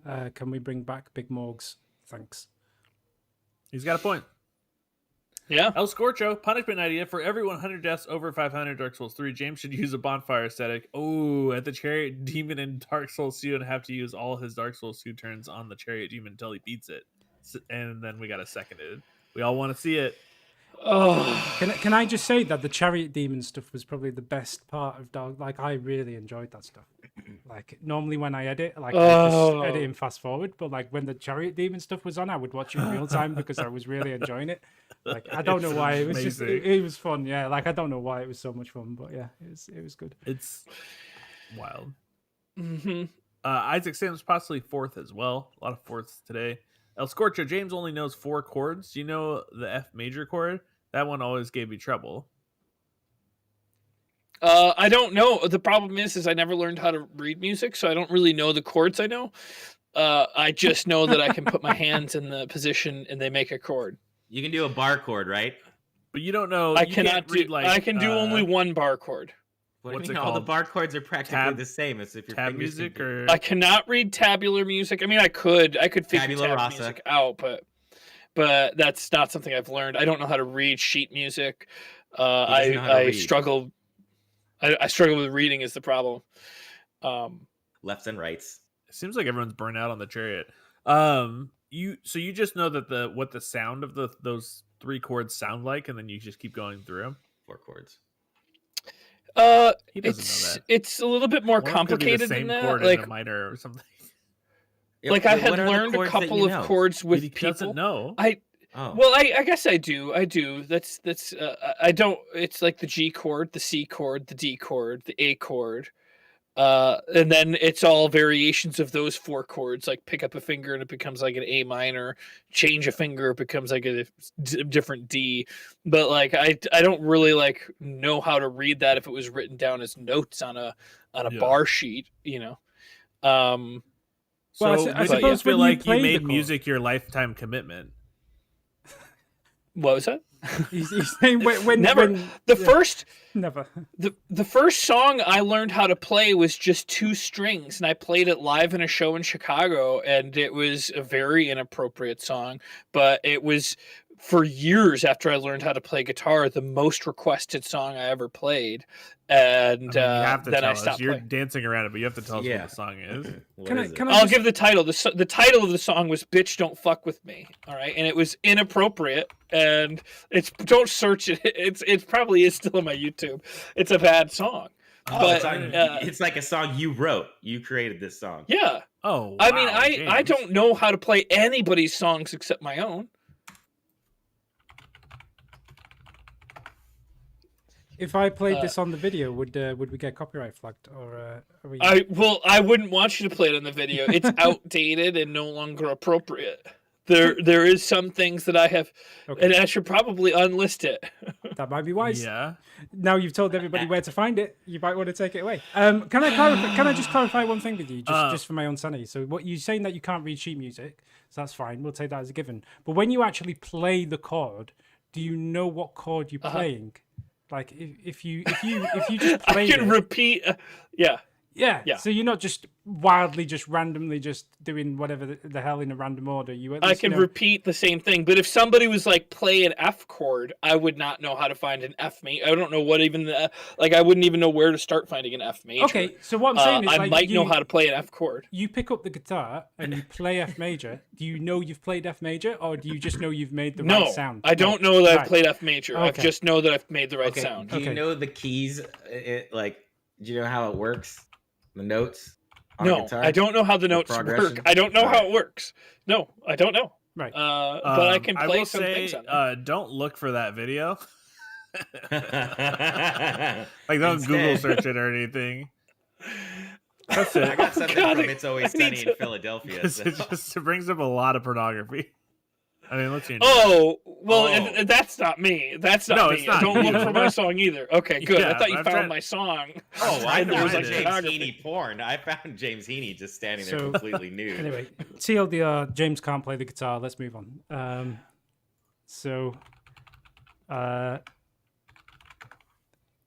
We're still Googling for this, eh? I'm going to find it. I'm actually just doing a deep dive on James Heaney. I need to know more about this man. It's also possible that I did delist it because it's inappropriate. There's another song that I wrote called the STD song that's no longer, it's just not very appropriate. I have heard that one. I think that one's definitely not. I mean, it's funny. It's funny, but it's, talking about... It's not very nice. It's not a nice really song. Change your tune. These are all like the gift of love, the search for truth, ending with some push-ups. What? When I search STD James Heaney, Dark Souls 1 shows up because that is a sexually transmitted disease. We all got. Oh, there's another James Heaney who drives tractors. Oh, he's from New Holland. Well, this has gone off the rails. I don't think it's up here. Well, you said we had a bunch of time. I might have taken it down. There's another James Heaney. No. We're 1 hour and 27 minutes in, and we're on the last video for you guys. So we're doing good. We're doing good. You can do but let's move on. This James Heaney's got a playlist of videos, and his first one is how to grow a full head of hair. So there's a James Heaney in somewhere overseas that's a video game reviewer or developmenter. I don't remember who it is, but I reached out to him and he ghosted me. It's like, I'm the real fucking James Heaney. Like, how are you not interested in having a conversation? What if it's like the movie Enemy with Jake Gyllenhaal, where it's just like it is actually another version of you, like your doppelganger almost. What if it's a guy who's just really passionate about video games? He's trying to build his career, he's writing reviews, he's trying to do freelance, he's getting his foot in the door. He's built up this amazing resume of work, and then whenever he tries to get employment somewhere, the first thing an employer will do is Google something called James Heaney video games, and the first thing they come across is James Heaney's Dark Souls walkthrough. They just watch 10 seconds of that, and the guy doesn't get the job. And maybe we've ruined this guy's career. Maybe you have personally ruined this guy's life. It's possible. I think now I'm trying to remember. Oh. I was gonna say I think he actually works for Square Enix. Oh, you're the other James Heaney. The other James Heaney, I think, works for Square Enix or some video game company. I'm trying to remember what it was. I'll look it up soon. Great job, guys. Thank you for the Saturday entertainment. It helped me through my day-long hangover, lol. Don't stay up until 5 a.m. drinking on a Friday night. Just my advice. I did some drinking this weekend. It's not all it's cracked up to be. Glad you enjoyed it. Glad you enjoyed it. Scrolling. Kamikaze says Is that not part of... Oh, can you not see it? Yeah, no. He says 39 minutes and 24 seconds. Spoiler alert. Watch The Heen. It's great. I don't know. Shall we have a quick? Are we watching James's camera? Is that what we're looking at? These dogs as dangerous, and really they're friendly. Oh yeah, that was I remember that the angry chest. Yeah. I did not know the metal ones could be mimics. I thought that it was just the ones with the chains. That was a real surprise. Yeah, we could tell actually, because I don't think I've ever seen you jump like quite as high in my entire life. Like that took you by genuine surprise, I think. Hey, Isaac Sims. Hey guys, I just took my last final exam ever. It feels so good to be done with school. You graduated. That's it? You're done? What if you want to get a master's? Did you get a master's? I think he's just going to resign and get a job in video games. I mean, I'd recommend it. Yeah, bad idea. Mm-hmm. Well, congratulations either way. Woohoo! Well done, Isaac. Mazel tov. Yeah. No dislikes again from James. Must be in a good mood. I guess I forgot to click it. Guys, find this video. I think the disliker has given up, because quite a lot of the more recent videos, the disliker has gone away. Or maybe we won them over. Hey, Danny, why don't you knock on your head? Well, like that. Knock on your head. Did that even? Because you knock on wood, when you say something like, that's gonna get. Yeah, that's very funny. But yeah, like I'm not. I'm not. I don't even. Why would I look like wood? Have you ever seen wood this white before in your life? Like, unless it was. An albino tree, albino koa tree. It's right outside my house here. Okay, different types. So like, pines can get very light.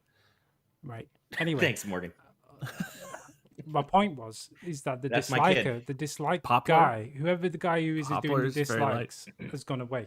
Mostly, he's still around. He's left one or two, but like most of them have got no dislikes now, which is great for us. And I'm just wondering what's changed recently that may have caused that. I got locked out. I forgot which phone number I had connected to that account. I wish we could like. Birch is another one that's very light. Right. Okay, we can stop naming light-colored trees. No, but what I'm saying is that now Zach is appearing regularly on this channel. Maybe it's suspicious that all of a sudden the disliker doesn't dislike things anymore. Maybe that's all along. Very true. I mean, he was my first suspect for sure. That was I remember when I proposed making a funny video where I'd sit on my phone and record it and be like, "Oh, notification from GameFront, thumbs down," maniacally as the camera pulled out as I sat on a beach chair. But then we would know, like we would just take that as evidence. I know. That was supposed to be the video that revealed who was doing it, but I was too lazy. I don't have friends to film me. I'd have to hold the. That's not true. You had a friend over that one time. What's up with that? It cost me a lot of money. Oh. I'm a monster. One friend at a time then you got to save up in between. It's all like the movie Toys, okay? I have to pay for friends. It's not for anything creepy. Just so they'll sit in the corner and I can show people on video. They see I got a friend. It's getting creepier. I know. Okay, look, Aldia's right, Keep. Little Danny King. Welcome to the Madhouse. This place is basically Dr. Frankenstein's lab. Aldia got up to some freaky, redisturbing shite in there. Also, James, go get your foot fixed before we have to take a bone saw to it. Foot fixed. Also, while you are able to access the harm you want now, it is the end game. You aren't able to fight the final boss yet, since she won't show up until after you've gotten the Ashen Mist Heart from the Ancient Dragon. Use that to get the Giant's kinship from the Giant Lord. The Throne Drew are basically the warm-up. Granted, the final boss ain't that hard either. The secret final boss is a pain, though. Of course, I'm pretty sure you all are trying for the Scholar ending, so you still need to go talk to Aldia, the big fire plant man who showed up back at the entrance of the crypt for the final time. We got to make sure we don't mess this one up, James. They also need to kill King Vendrick before beating the original DS2 final boss to get the final the scholar ending. I'm sure everybody already knows this, but I don't want to risk it being forgotten if we stop reminding them. Thank you. Actually, keep reminding us. The third and final Aldia conversation should be an unmissable, right? They've already spoken to Aldia in the crypt at their fourth primal bonfire. And the Dark Genius says, you'd think it would be unmissable, but I've actually managed before and seen LPers manage since, well, 99% of the time, your first instinct upon crossing the bridge is to go to the ruin with the bonfire. You can walk right along past it if you aren't an exploration happy player and it doesn't get a camera angle in there to see the bonfire. Or you're just distracted while dealing with an invader. The caveat to that is it requires you to also be competent enough to clear the shrine in one go, at least without pissing off the dragon warriors and not fighting the final boss. Since if you die and have to cross the bridge again, you're unlikely to miss the bonfire twice. You got all that, right? I don't. That actually confused me more. But I think what it's saying is if you die, you can't miss it. But if you go through it in one run, then you could miss it. Well, we're not going to do that. I hope not. Good God, that would be awful. Well, you can always go back and reread that, right? Before the next video. No, nope. We're going to start recording immediately after this. By immediately, I mean 1 hour after we stop. It's like the Matrix. Like James is like plugged in, and then like Aaron comes to see him when he's done, and then like unplugs him. It's just like, oh, okay, I'm back into the real world. Thank God I can leave that all behind me and never think of it again. I know Dark Souls. Yeah. Kamikaze, you might detect a Zelda notification sound. Sounds like some audio chime from entering a town area in Ocarina of Time or Majora's Mask. Dodge when this. Do we won't be able to hear James playing Ocarina of Time? I've played it. You've never beat it. I mean, no, but I did do fishing and horseback riding. I got the gist of it. Wow. I've never played through Majora's Mask. My sister will probably kill me if she knows that. But it. Thank God she doesn't watch this stream. She does not. I'll text her. Yeah. I'm guessing neither of you have a Zelda notification sound, though. No. No. Of course they do. Look at the Triforce tattoo they have on their forehead. Okay. So is that hallway? Oh, in that hallway. Okay. This is a big one. Do you want to read it or should I? No, we don't need to read this. I mean, we should read this right before we go back to playing it. Yeah. I mean, it's huge. And it's like step-by-step instructions. That's great. Isaac Sims.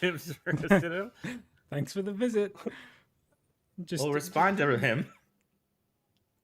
Oh, we gotta. Oh, they don't have any autos. All the way back to the beginning. Oh no. He wants to watch the whole thing. Do you want me to read it out? I can read it out if you like. No, it's fine. It's just it's step-by-step instructions for the area that we're in. And we're gonna forget it if we don't read it then. Yeah, we really do need to read it right before we start. Saints 928, who or what do you guys think you could be best friends with in the Dark Souls universe? Crystal Lizard. Bet I could be good buddies with a Crystal Lizard or a Mimic Chest. You could make some good jokes if your friend pretended to be loot all day, then eats a man. Crystal Lizard. I like the Crystal Lizard. You like the Crystal Lizards? I like chasing Crystal Lizards. I like chasing them I would like to hang out with the mushroom people, the giants or the mini ones. The ones I think that the mushroom punch? people are fun. Yeah, those guys. I mean, if we were friends, hopefully they wouldn't be punching me. I see it be like that Simpsons episode where Homer's like in a trance and he's like eating just food that he's like in a food land, and that'd be you with the mushroom people just like licking them and be like, ah! I love this place. I would do the same. I like the curse frogs. Yeah. Oh my gosh, they're cute. Sure, I love curse frogs. They're so cute, and we could just hang out. I like cool water, so just like chilling in the water would be nice. So gross. They remind me that they're like trying to hawk a loogie whenever they do that thing. Simon, we are going to read that, and it is good advice. We are 100% going to read it before we do it. Kamikaze, he released the Zack Snarker cut Zach Snarker. I like that. Kamikaze Morgan talking about waxing his nose and ear holes when James said, grow a pair of sideburns, mutton chops. That was a fun conversation. So I've actually been wondering about doing that, like clearing my ear wax out and stuff like that. Is it not the wax? You said it was painful? The hairs. Yeah, it hurt real bad. Oh, wait. I'm confused. Yeah, you melt these little beads, and then you put on these little plastic applicators, and you stick them in your ears where the hair is, and then you tear them out and hope that the skin doesn't come with it. Yeah, I had a friend who the wax got on his eardrum, and when he pulled it out, it ripped his eardrum out.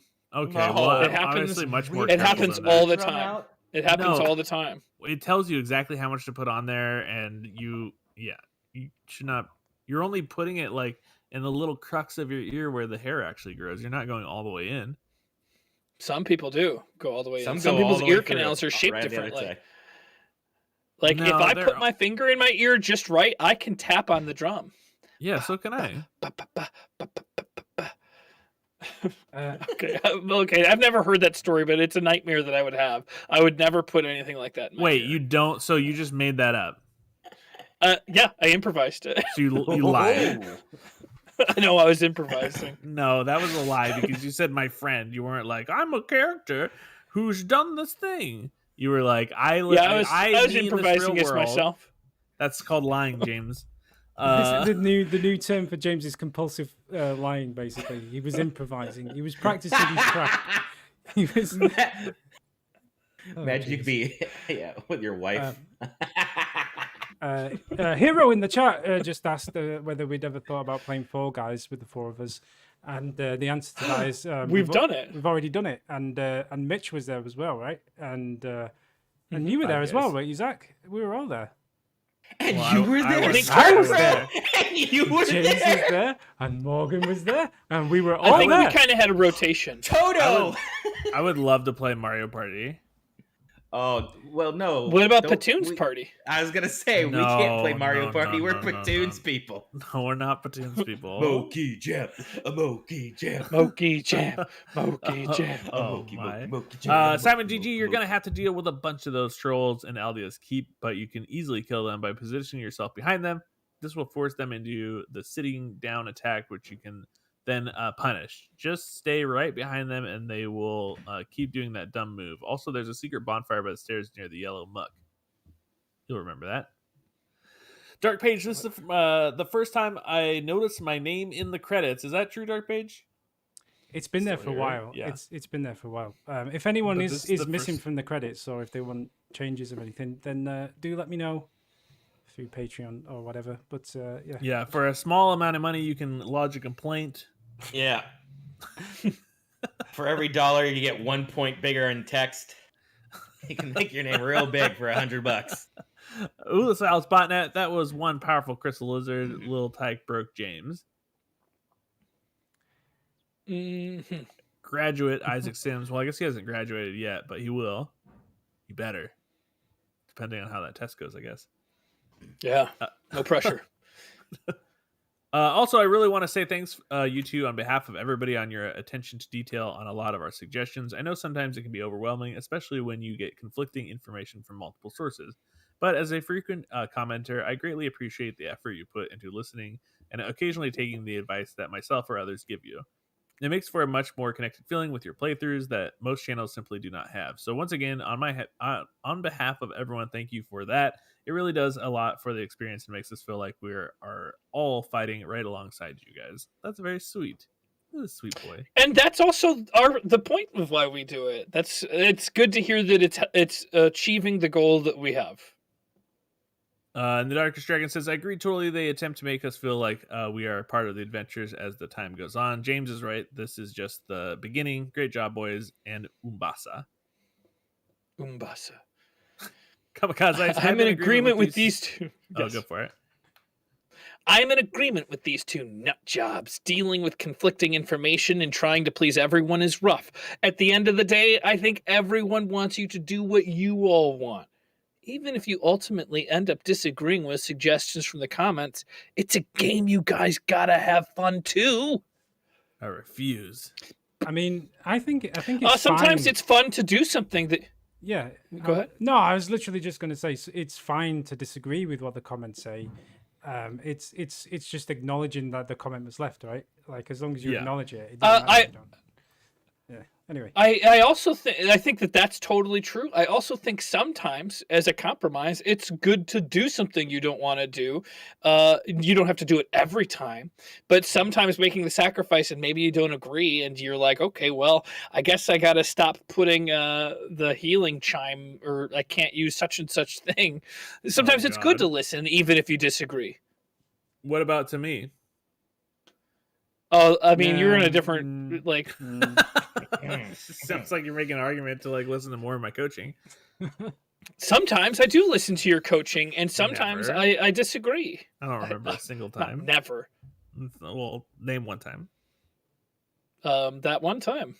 Okay, that was a pretty good time. Jasper Schapp in the YouTube chat. How about a GameFront podcast? This is our GameFront podcast. Kind of. So this is it. Can you guys believe that Respawn just became the first Oscar-winning game developer? It's crazy. Wait, maybe what did they win an Oscar for? They helped do a short documentary for Medal of Honor Above and Beyond. And so they won. That's cool. Yeah, they did it with Oculus. It's free. You can watch it on The Guardian. Oh, that's pretty cool. I want to check that out. Thank you for sharing that information. Podcast. This is the kind of insightful thing you would get on the GameFront podcast if and when we did make one, which we don't. So we should though, right? We've talked about two podcasts. One, we should have one that's the comments videos, and then we should have another one that's like an hour long where we're just talking about the gaming news and stuff that we think is important for an hour. Like that's less comment based. I mean, I'll tell you what. Like, I mean, we've talked about it so many times. So it is something that we kind of have always wanted to do, but like for whatever reason, like we just it's just not happened. We should have to schedule another time. Yeah, we wouldn't be able to fit it into the Mondays really, and like I guess I'd have to. But do it seems it on like the everyone's weekends. available on Saturdays. Yeah. Well, I mean, no. James is about to say that James isn't available on Saturdays. You see, I'm not always available on Saturdays. In the mid morning. There you go. Mid morning. Sometimes. But you know, we even have a logo ready for it already. Like if there was going to be, we'll just exclude James. It'll just be the three of us. James can't do it then.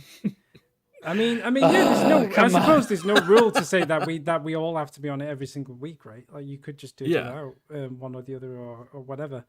But yeah, I mean, so I guess there's other little logistic things that we need to figure out with it, like how we actually make it work and stuff, which I did start doing.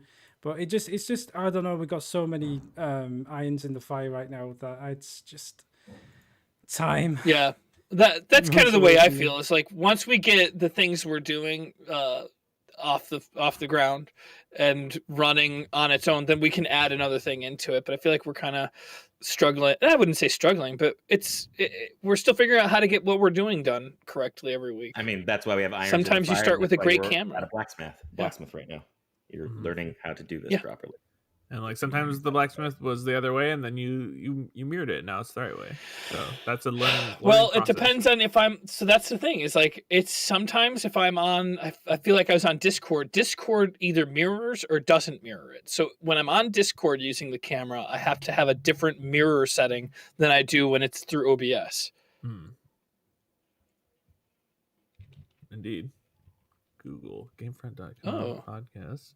Oh, that's the wrong thing. I'm sure I was trying to find where that there it is. So we've got this logo. Oh, there. That's pretty good. Oh, wait a second. So that's damn good. You actually use Bing? Yeah. Oh my gosh! Welcome to the party. We had this argument already earlier. Are you getting the Microsoft points that you so desperately need to like? Oh, yeah, like not to plug it, right? But guys, if you want to use Bing.com, you see these Which up you here. don't.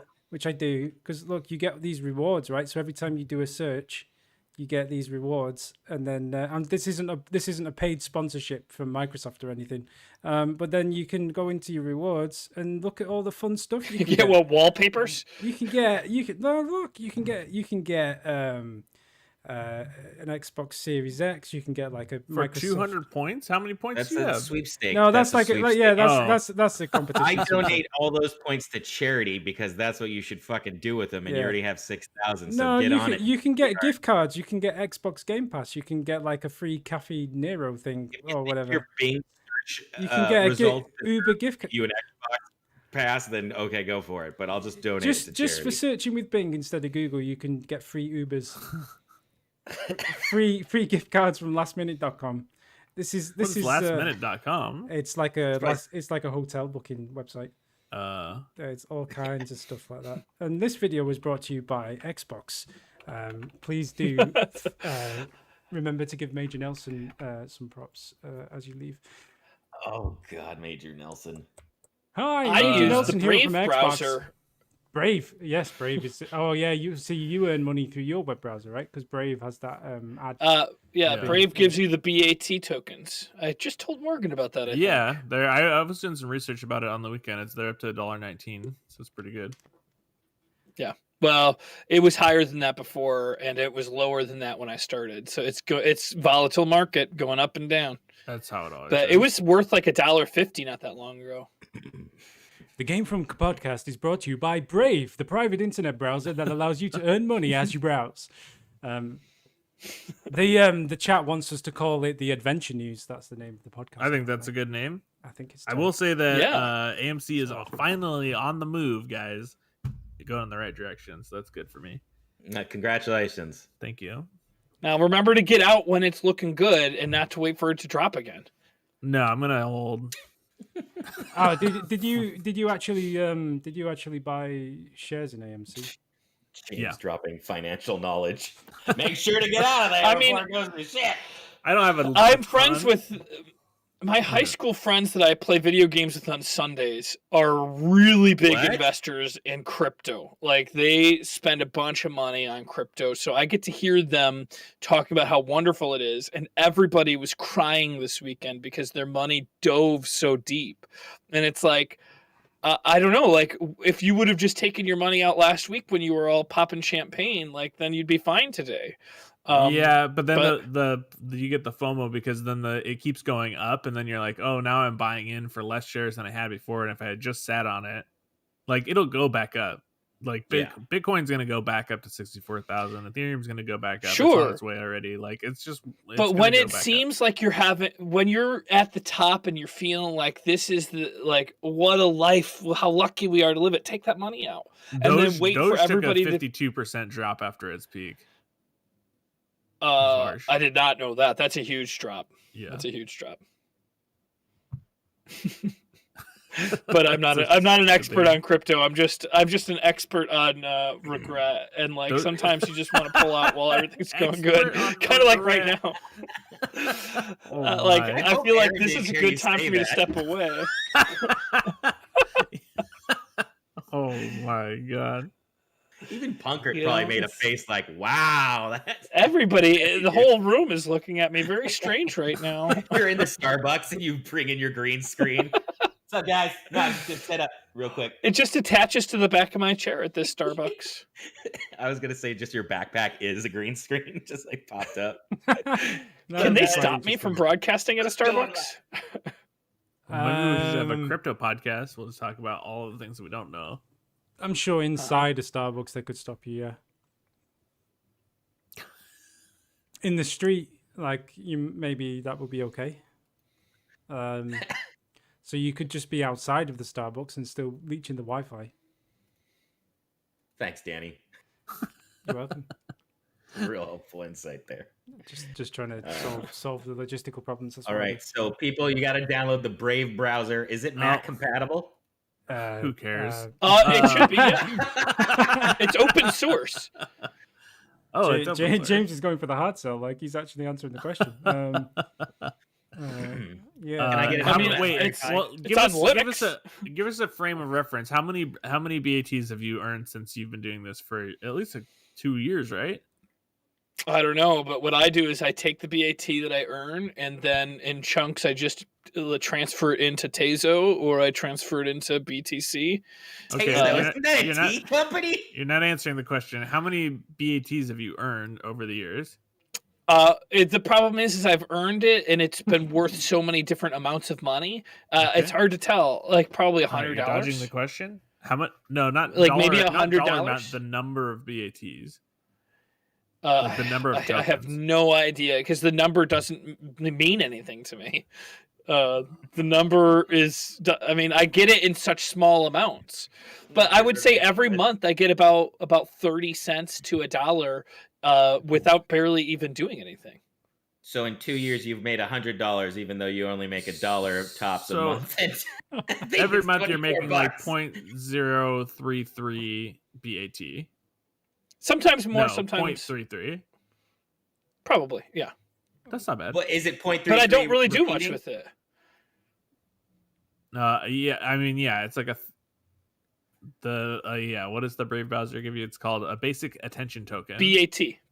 Advertising ultimately to decentralized advertising something. Yeah, this is why I like it. Is I feel like advertising, like our attention is a commodity, and people should pay us for our attention. If they're and that's kind of what it's setting up. Is it's saying if you're going to be subjected to these advertisements, your attention is something that they should be purchasing. You're right. We should reverse the Patreon, and anyone that signs up, we should pay them to watch our videos. Yeah, actually, well, I mean, not exactly, because what is it? $100 in 2 years? Was that? So yeah, it's not a lot. It's just it gives you incentive to watch an advertisement. Not exactly, because basically what your argument has just boiled down to, James, and forgive me for saying this, but what your argument has just boiled down to is you feel that your valuable time is worth money, so advertisers should pay you for your time, and your time is worth a rate of 96 cents a month. No, it's that when I'm searching for things, and if there's advertising, and I'm allowing people to see, like to say, okay, does James Heaney want to see an advertisement on a gaming chair? The answer might be yes, and then so somebody's going to be making that money from the advertisement on their webpage, but also me giving them my information isn't something they should be doing for free. No. It's something that I should be willingly saying, I'm going to support this by giving it my attention, and I should get money back in that. At a rate of 0.00133 cents per hour. Beats the hell out of free. It beats the hell out of not having a choice at all. It rounds down to zero. It's practically nothing. I mean, it's anyway. Practically nothing isn't nothing. Okay. Well, that's very true. But wait. What I'm saying, Danny, your whole argument for Bing was these rewards. How much money are you getting on these Bing rewards? Hey, I've earned quite a lot of free Xbox Live. Danny got broke there. I'm happy to listen. Unlike James, I'm happy to show people what I've achieved with my Bing rewards. Like I will show it right here. I don't know if you're allowed to use the word achieved at this point. Maybe not. But like I don't know where you would see it. Where order history. There you go. So this is the all browser is just Chrome. I'm looking at it for the first time. So I started doing this in 2018, apparently, 20th of December 2018. My voice is going.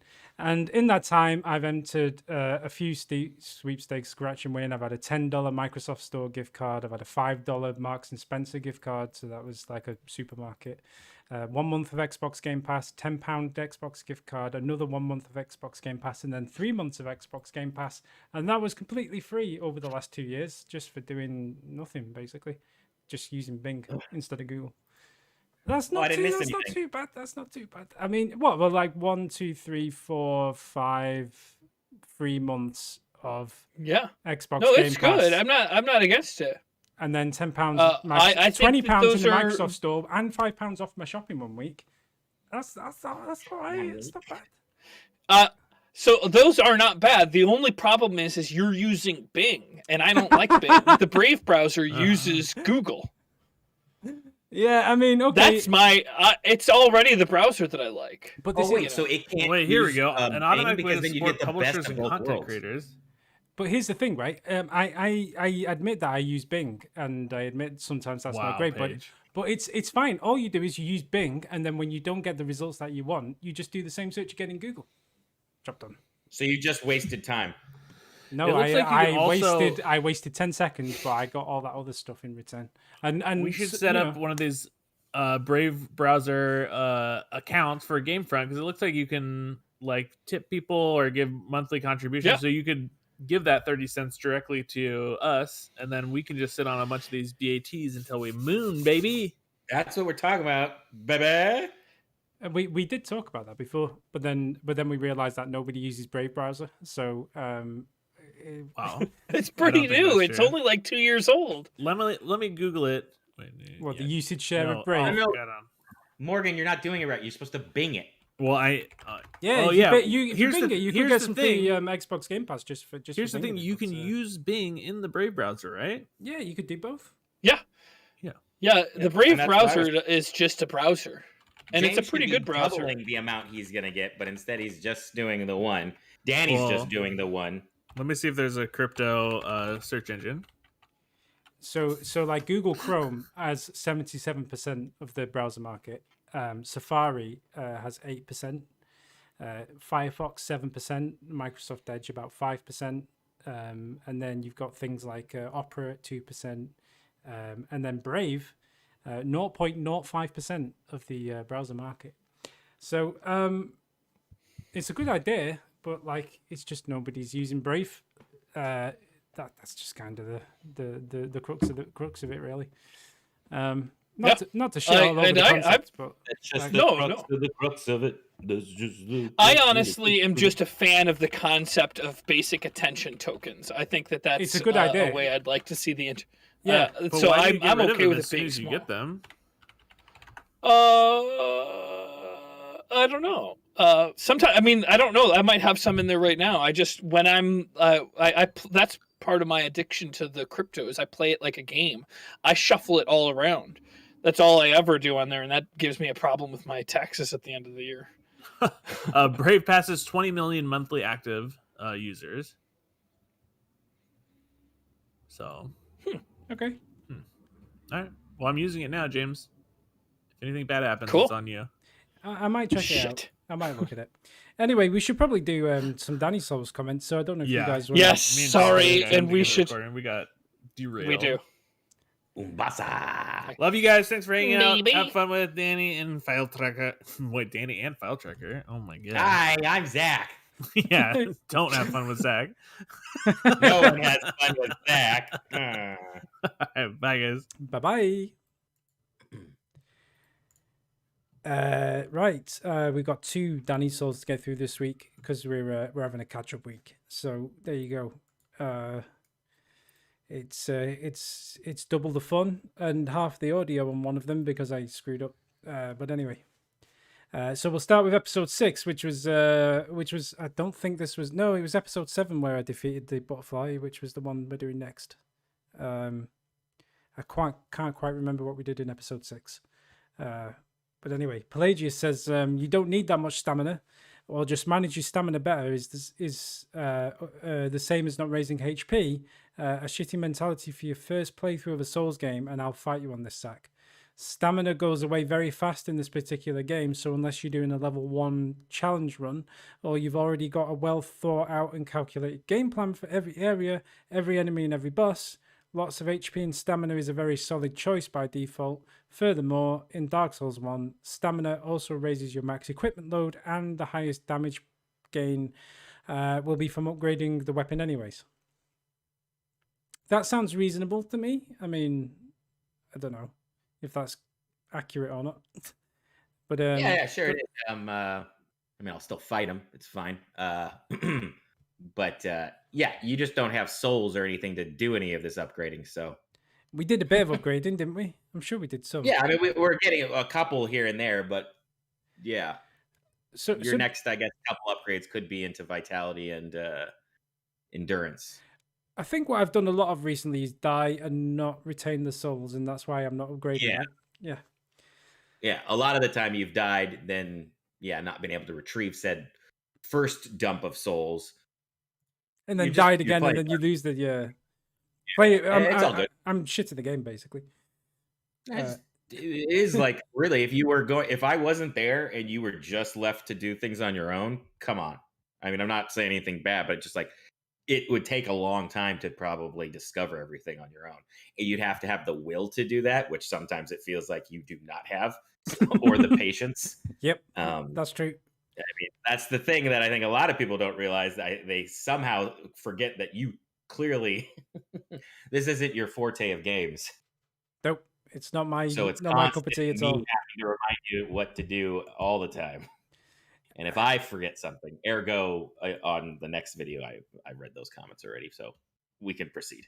I mean, I will say one thing on that subject. Like the most recent video we recorded, and not to spoil it too much, but we do introduce a new feature to that video where you can see the buttons that I'm pressing on the controller.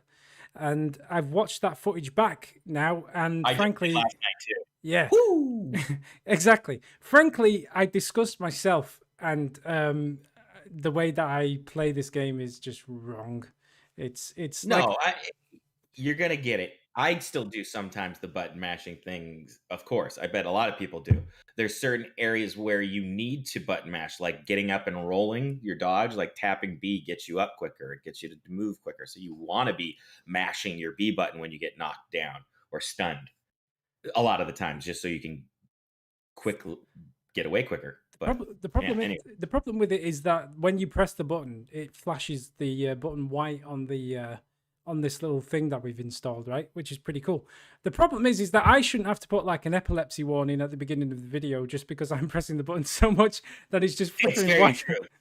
Thankfully, you made it so small enough that it won't probably cause too many issues to people. But yeah, they're at the end of whatever. Well, see, we're kind of spoiling. Well, not spoiling it completely, but yeah, I was even just making comments before I could see it, and then when I did see the video later, I was like, "Wow, I was right. I was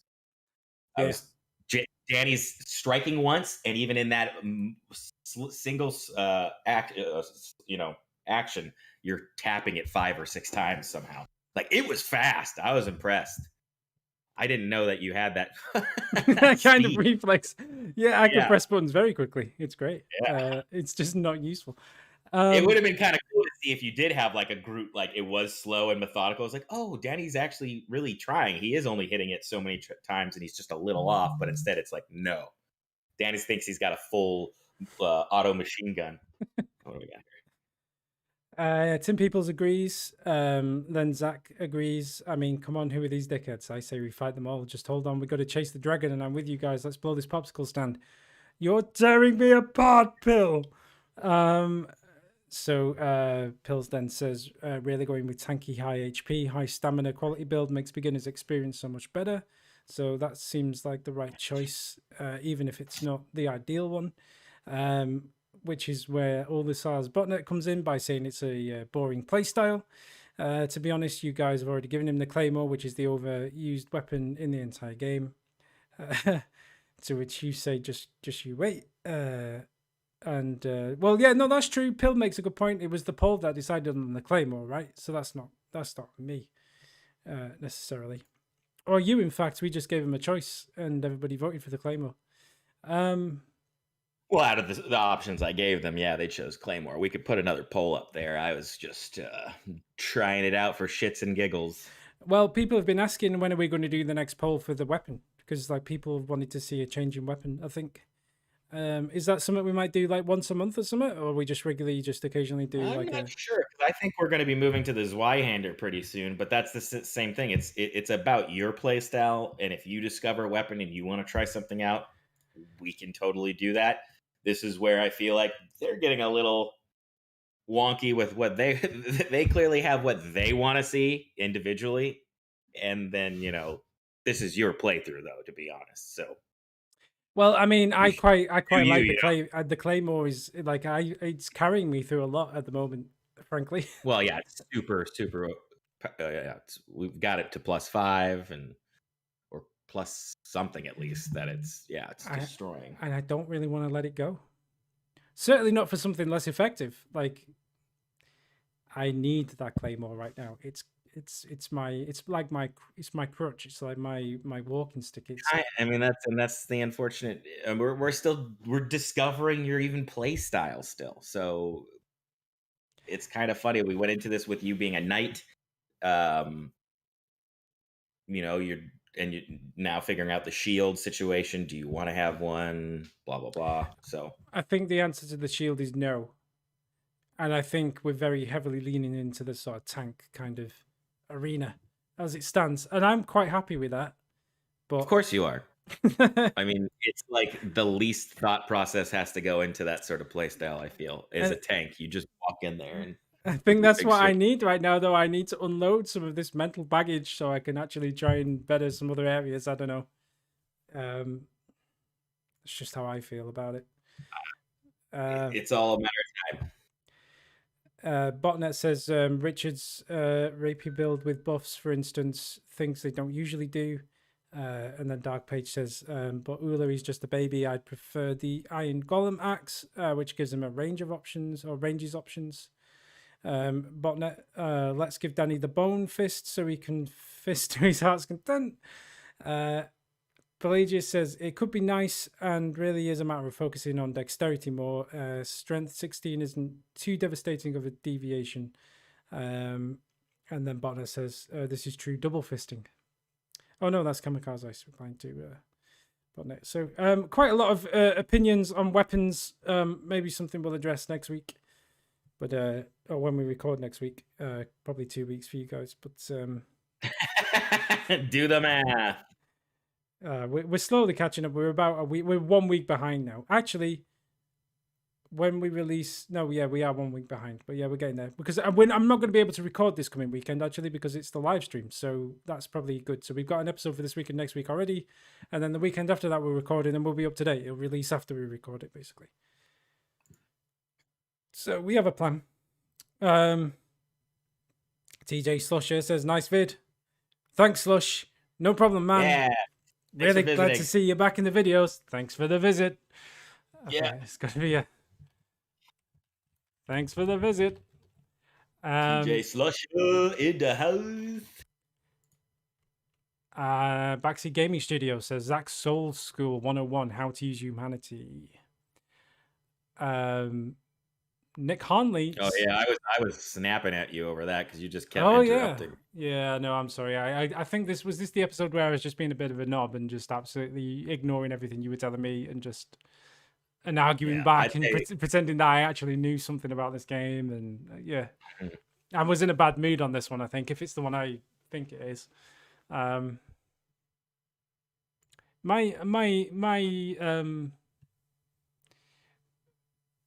I don't know, if you had to appraise me as a student, I think it would differ from week to week, right? Like some weeks it's good and some weeks I'm really bad. Like, I don't know. Yeah, well, we took a pretty big break that one time, and that was when you really excelled at showing me your ineptitude of like retaining things. So, but this last couple times I've been pretty surprised. Hey, can we talk about pleasantly surprised? Can we talk about how well I did on Sekiro the other day? And Sekiro, you've been doing really good at Sekiro. See, I mean, I was going to bring up the fact, like, I remember when we first were playing Dark Souls, Mitch finished it. And then Mitch's idea, I think, was like, oh, yeah, James should do it because it's so difficult. It'll be a real fun little series. James can kind of just be James and I'll coach him and it'll be, a good time. And at that same time, I was just doing my own video games, had no interest in Dark Souls. But as I had watched James and Mitch play, or James play and Mitch coach, I was kind of like, can this game really be that difficult? Is James acting? So on and so forth. So and then that's the first time I played Dark Souls. Totally not my type of game. Not an RPG guy, anything like I was a first person shooter dude. That's all I gave a shit about. Maybe the occasional third person, like, Wolverine game or some shit like that. But just pointing out that was the drive for me to get into Dark Souls. Had no inkling of, or real want beyond just having a little pressure relieved from my brain, understanding or trying to comprehend how this could be such a difficult game, and it is. But that's the beauty of the game. You get a lot of, I don't want to say glory, but satisfaction, and like you are rewarded with boss fights and wins and stuff. Like it's punishing, but once you get past something, it's very rewarding. So I've never played a game quite like Dark Souls that gave me that. Just to putting that out there. I know exactly what you're talking about to a limited degree. Not that I've defeated too many bosses just yet, but like, yeah, there is definitely that dopamine hit, right? When you finally figure something out, and like the butterfly boss, right? Like I was quite happy with that, and definitely when I was playing Sekiro the other day, and I finally defeated freaking Trollman. Oh my goodness. Ogre.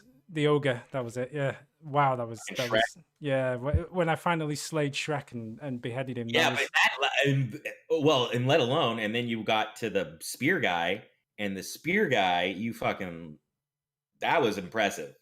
You got the backstab and took away one chunk of their health, and then you pretty much dodged every attack after that. Like you did really well. I don't know what happened there. I think I was possessed for a second and just I don't know, just yeah, weird. It kind of felt like that, but it was impressive.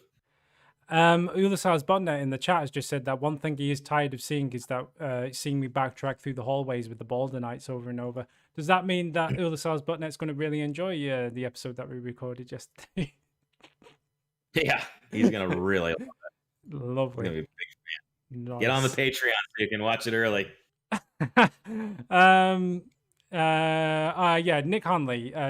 Hey Zach, sorry to trigger you so bad on the last video. With that out of the way, if you can't take Knuckleheads, how about you try Forget About It? It's a great cartoon about a mobster that's had to move to Canada because of the wetness protection program. I'll send you a link if you need it. You remind me of Uncle Cheech. You know what? Isn't there there's an actual Netflix live action show that's got a similar premise? It's like a mobster moves to Norway or something. Okay, that kind of rings a bell actually. It got pretty good reviews. I think the guy who was the main character was even the guitarist of Bruce Springsteen and something, and he's in a Sopranos episodes or a few of them. Okay, so Forget About It. I'm gonna take a real. Yeah, I don't think I'll like this show either. More people, more like this. Yeah, I didn't like the Awesomes. Brickleberry, I couldn't stand. Did you watch Brickleberry? Nope.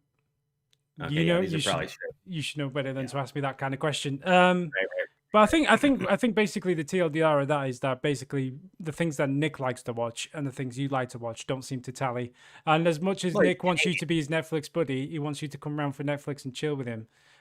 Unfortunately, it looks like you guys are just not on the same wavelength. That's why we would never agree on a series. Oh boy. Ulasar's botnet is a big fan of. Sorry, go on. What do you say? Nothing. I'm just reading an advertisement for Dr. Pepper Zero.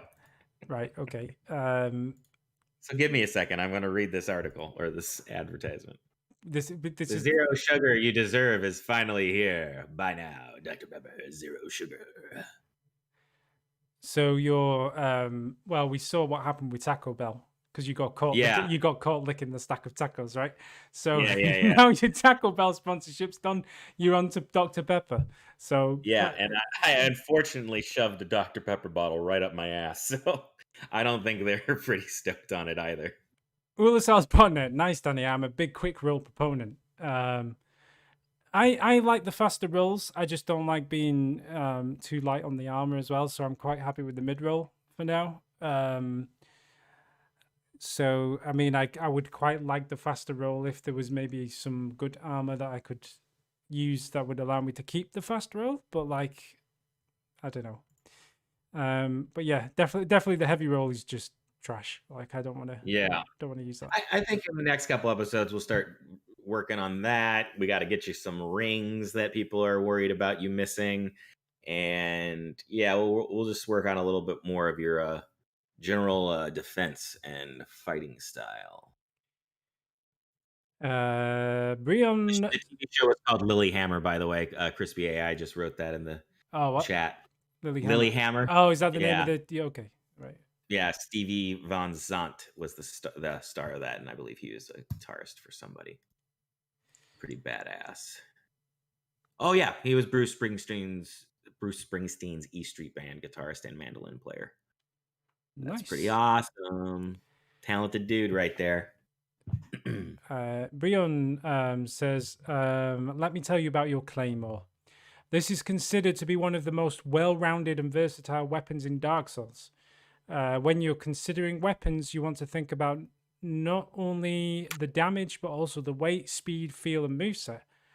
This claymore is very well balanced, has great damage and speed for its weight, and a very versatile moveset. The R1 swing is a very nice broad swing, which is excellent for groups, which you've seen as you've mostly used this, while handling the R2. And just to be clear, by the way, R2 is R1 and R1 is R2 for the purposes of this comment. So I'm going to say that actually my R2 is my R1. So the R2 swing is the nice broad swing. The R1 swing is the thrust, which has the very nice range. The thrust is particularly good as most heavy weapons don't have access to this.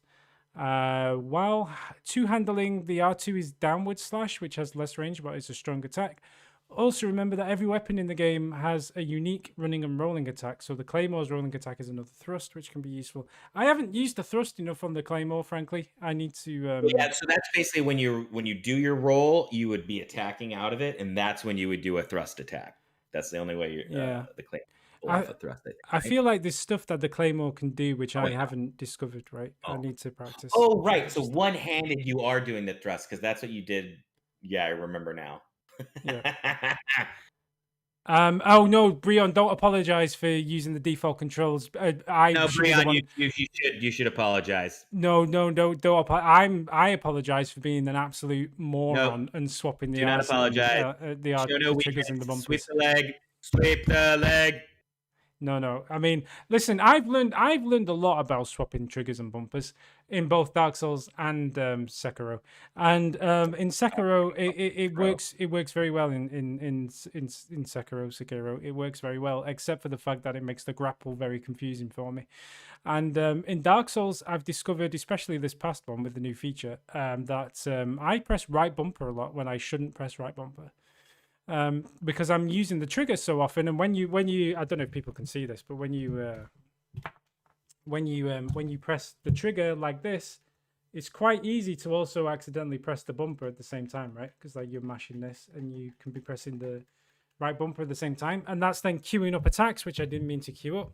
Like it's a disaster basically. I am a fucking monster, and I should be punished for my my sins. So please don't apologize that it's me who made the mistake. I'm finally getting to see how your fingers hit the controller.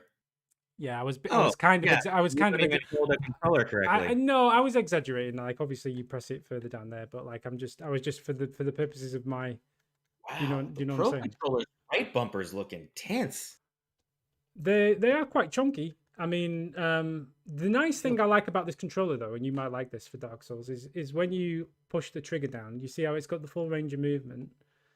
But what you can do is you can lock it off to have like a very short range of movement like that. So that allows you to just get the hit very quickly. So it almost becomes like another bumper rather than a trigger. So you're expressing why you're able to button mash so quickly? Yeah, there you go. There's the answer to that question. The button. I don't have to push it down as hard, so I can pull it quicker. Oh, perfect. Great. I don't have to push it down as fast, so I can mash it quick. Yeah. So actually, this controller has aided me in my button mashing skills. But yeah, I can't remember what my original trade. Yeah. Anyway, sorry for the mixed messages. What I was saying was I was just swapping them around so people. I don't even know why I bothered. I should have just not even gone down that rabbit hole. I apologize. I'm sorry. If the weapon has a drawback at all, it's that it's a quality weapon, which means that you need to invest in 2 stats to maximize its damage, strength, and dexterity. But this is not much of an issue as its damage starts out strong anyway, and you only get C scaling, so you don't necessarily need to fully invest to see good damage. Feel free to keep trying out other new weapons as you get them, just to get a feel of what the game has to offer. But the Claymore can be used the entire game, and you really can't go wrong with it. That sounds like an endorsement to me, Zach. What do you think? Sure. I mean, totally. I've been playing with the Claymore for a bit now. It's totally gotten me through the gargoyles at least, and what's her name? Gwendolyn? Why am I brain farting? Anyway, you don't need to know because you're not there yet. So, people in the chat saying I should go mouse and keyboard. yeah, no, fuck that. I'm trying to recall if that's even like something you want to humor, or I think someone does. They do. I'm trying to recall why I hated it. I think the camera control is just a little like intense with the mouse. Keyboard you might be able to make work if you mapped everything correctly. Yeah, I think I mean, picturing it in my head, I think it's the mouse and the camera. But That's going to be. The Claymore's good, obviously. It's just quite lame since everyone uses it. I've never fucking used that sword. I've always skipped it and gone straight to the Zweihander if I'm doing a strength build. Never used the Claymore. Never used the Claymore. Never. I mean, what I'll say is I will try other weapons because I don't want to just be like, it's my first playthrough and I don't want to just do the whole thing with just the Claymore and not really understand the other weapons in the game. But I think I may end up, unless I come across another weapon that I like as much, I may keep circling back to it. What was the other one? Someone said like the Great Golem Axe or something. Yeah, someone had a suggestion down here about a not golden axe. Iron Golem Axe. Where's the word axe? A gargoyle tall axe is one suggestion that was actually the reply to this comment. Nick Hanley says Claymore is great, but try the gargoyle tail axe. Golem axe. Dark Page said iron golem axe was the other suggestion. So we could yeah, I mean, well, like I say, I'm happy to try different weapons, right? I'm not going to just blindly just use the Claymore, but like I feel like I may end up circling back to it quite a lot. Nick Hanley again says, spend some time rested at the parish, max your Claymore to +5. Already done that. Then worry about the church fights. Oh, fuck you. Not even gonna. I mean, I thought we'd already done that in this episode, hadn't we? Or the next one. We don't need to do the butterfly yet. You should finish off the church and then do the lower berg. I'd push for the depths for that. You are our Tom Holland. You know that, right? And what? You and James would be like the Tom Holland of our group. I don't know. I don't know who Tom Holland is, if I'm honest. He's the new Spider-Man kid who apparently, like, every time he goes in and does an interview, he fucking spoils something. Oh, did I spoil something? Sorry, but you've already said before that we +5 the Claymore in this very video. You already said it like 10 minutes ago, so don't blame me for that's. I think your mic just cut out because you yelled so loud. Take it easy. It had to transition to our level of audio. You had already said earlier in this comments video that we had +5 the Claymore, therefore I thought we were okay to talk about it. I am sorry. I have made many mistakes so far on this live stream. Claymore we're worried about anymore. We're talking about other things that you've spoiled, but it's good. Well, no, Ulasar's botnet did that. But it's not a spoiler anyway. It's already dead. Well, they know that because the second episode's already come out with the dead butterfly, so we were going to have to spoil that. Yeah, you said it in last week's fan mail, I think. Oh, did I? Yeah, something like that. Cool. I think the Claymore is a little less of a big deal than it's when you announce that you've destroyed a boss and no one's seen it yet. It's very James Heaney. Sorry. Yeah, we should probably say that people who want to watch these comment streams, like, it's not intentional, but you do need to be. Yeah, there's always going to be a chance of spoilers. Danny got the Claymore. Did the credits roll yet? This is a New Hope level of credits. Jay's 1618. Nice job again, guys. I would recommend one additional small tweak to the formula if you think it could work. I would prioritize Danny's fun and curiosity in the game over perfect command execution and lower final death counter. I would have agreed before I saw my button mashing, and now I think that actually I do need to work on technique, but maybe a balance is to be struck there. I think from the beginning, Danny has felt like he's needed to apologize for his Dark Souls performance. Being a newcomer to the series, but at least for me, the magic of this game and the magic of watching others play it comes from the trial and error that a player goes through until they learn each section of the world and how they can apply the game mechanics to it in order to profit. Combine that with a coach like Zach. Oh, you know that your name is Zach and you're a coach. Can we just call you Coach Z? Is that just yeah? So Z. Good job. I can't remember what. Who has a ton of game and mechanics knowledge, someone who can be there to right the ship when it goes way off balance, and you'd have a winning formula. Milk this playthrough as long as you can. If this series go 50% or even 100% longer than you think it should need on account for making more room for organic play mistakes, then I'd say we're all winners. Fair enough. I mean, I don't think we've quite got the balance down yet, but we have been tweaking it week to week, right? Like, I think it's getting better. Yeah, but I think we're going to get it to where, it will be long and arduous. This is going to be like, I think James and Morgan finished their remastered playthrough within 48 episodes. I think we'll double that. Yeah, I mean, we're already on episode 9 or 10 as of recordings, and 9. Yeah, so we've got at least another good 40, 50, 60 to go, right? Like quite comfortably. And they're all up if you're part of the Patreon. And then Jay's 1618 again says the value of a low death count blind playthrough for YouTube is what's that? Spacious?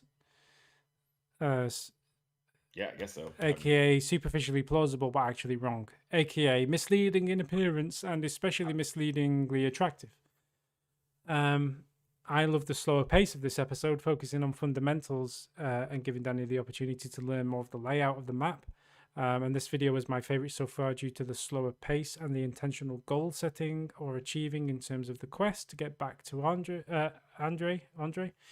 and then the intentional equipment strategy change to take on the Moonlight Butterfly. I'd encourage Danny to take a shot at fighting new enemies like the Stone Demon beneath Andre or the Stone Giants in the Darkroot Garden, and pick up all the visible loot in an area the first time he happens upon them instead of just running past the hard ones to get to the intended destination. Knowing the optimal path through each area can be as much of a curse as it is a blessing on YouTube.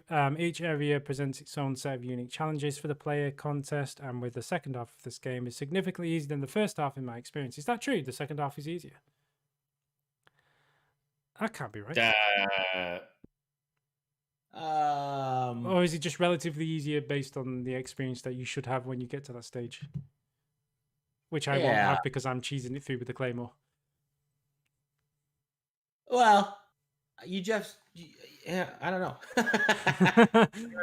Broke it down like that in my head, really, of like how the game's difficulty arcs or whatever. And now I'm trying to. And this is the only time we'll have the chance to witness the fun growing pains that this game thrusts the player into. I mean, yeah, that's fair. I mean, the feedback I'm getting so far is that I should there's no rush, right? That's the feedback. You really gotta realize that that's this type of game. This isn't constant progress necessarily. That's why it's funny. Who said it earlier? Botnet was tired of seeing you walk around the same nights. That's what happens, baby, when it's your first playthrough. Yeah, well, that's kind of the conflicting feedback in a way. Like, I suppose from looking at comments in previous videos and in the past and what James and Morgan have done and stuff like that, I feel like if I don't progress anywhere in a video, that it's going to be a bad video. And maybe that's just the wrong mentality for me to have, but I feel like I have to achieve something in every video. Otherwise it's not going to be very, very good. So if people are saying that's wrong and I should just, not worry about that stuff and take my time and not try and stress about beating a boss or getting to a new area or something, then as long as you're moving around and progressing. But it'd be one thing if you were like, in today's episode, I'm going to sit the controller down, walk back and forth to the kitchen for a couple times, and not really do anything. That would be an issue. But I think as long as you're playing the game and getting things down, you're going to be okay in everyone else's eyes, just not mine. Thank you, Coachy, for your support. Welcome there. Kamikaze says, I love the original Mortal Kombat shorts, the one with Michael J. White as Jax. The Black Dynamite for the motherfucking win. Hilarious blaxploitation kung fu-ish movie. Blaxploitation, sorry. And yes, blaxploitation is a movie genre. See Shaft. There's like so many exploitation genres of films. There's Canadian exploitation, like every genre, or there's like exploitation films are fantastic. They're usually call me ignorant, and I apologize, but what's exploitation film? I'm not quite. So, like a exploitation film, like a good example would be Black Dynamite. That's kind of like a newer, like almost like not a parody, but it's definitely like an updated take of exploitation film. But like exploitation films would have been like a lot of them took place in 70s, 80s, grindhouse-esque kind of films. You know, generally like low budget. Okay. I don't want to say exploiting, you know, a certain area, but that's kind of like a lot of black exploitation films were like. Did you ever watch Dolomite films? No. Okay, yeah, right. What am I? No. Yeah, right. Yeah, I get talk about this all day. This is okay. I get what you're saying, though. I understand. Yeah. So fair enough. Last two for this one. Dark Page says, I'd say unless the gargoyles drop the halberd stick with the claymore for the most part of the game. Sorry, what? I'd speak words properly, Danny. I'd say unless the gargoyles drop the halberd stick with the claymore for the most of the game, till Danny gets curious. Is that me? Am I? You read this. I'm my expert. After Halberd. I'd say unless the gargoyles drop the halberd, stick with the claymore for most of the game till Danny gets curious. You see, you needed some punctuation there, Dark Page, my friend. I apologize. I thought we were talking about halberd stick. I thought the halberd was a stick. Wasn't gonna put it in there for you. Oh, then look at him showing off that he knows what a comma is in the next comment, though. How dare you, comma. Annihilation is a top 5 Mortal Kombat film. I cannot argue with that. It's definitely top 5. It's probably number 5, but it's top 5.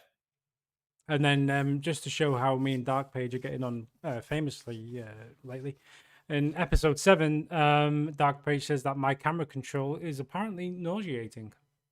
Yeah, I get that because I'm kind of very all over the place with it. I'm the same with the scroll wheel. It's so much self-control is required for me not to be just doing this all the time during live streams. Like I just I don't know what's wrong with me. I just feel like I'm just very, very fidgety.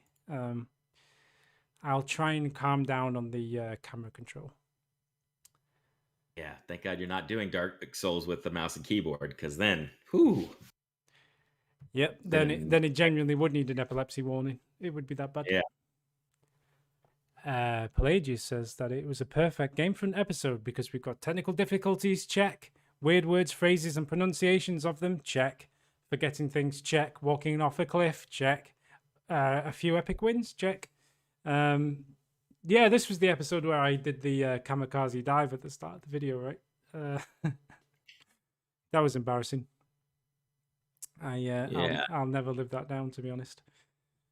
I straight up suggest throwing away the Knight Shield. It's extremely heavy and doesn't even have good stats to show for it. If you want a good shield, you already have Hollow Soldier Shield.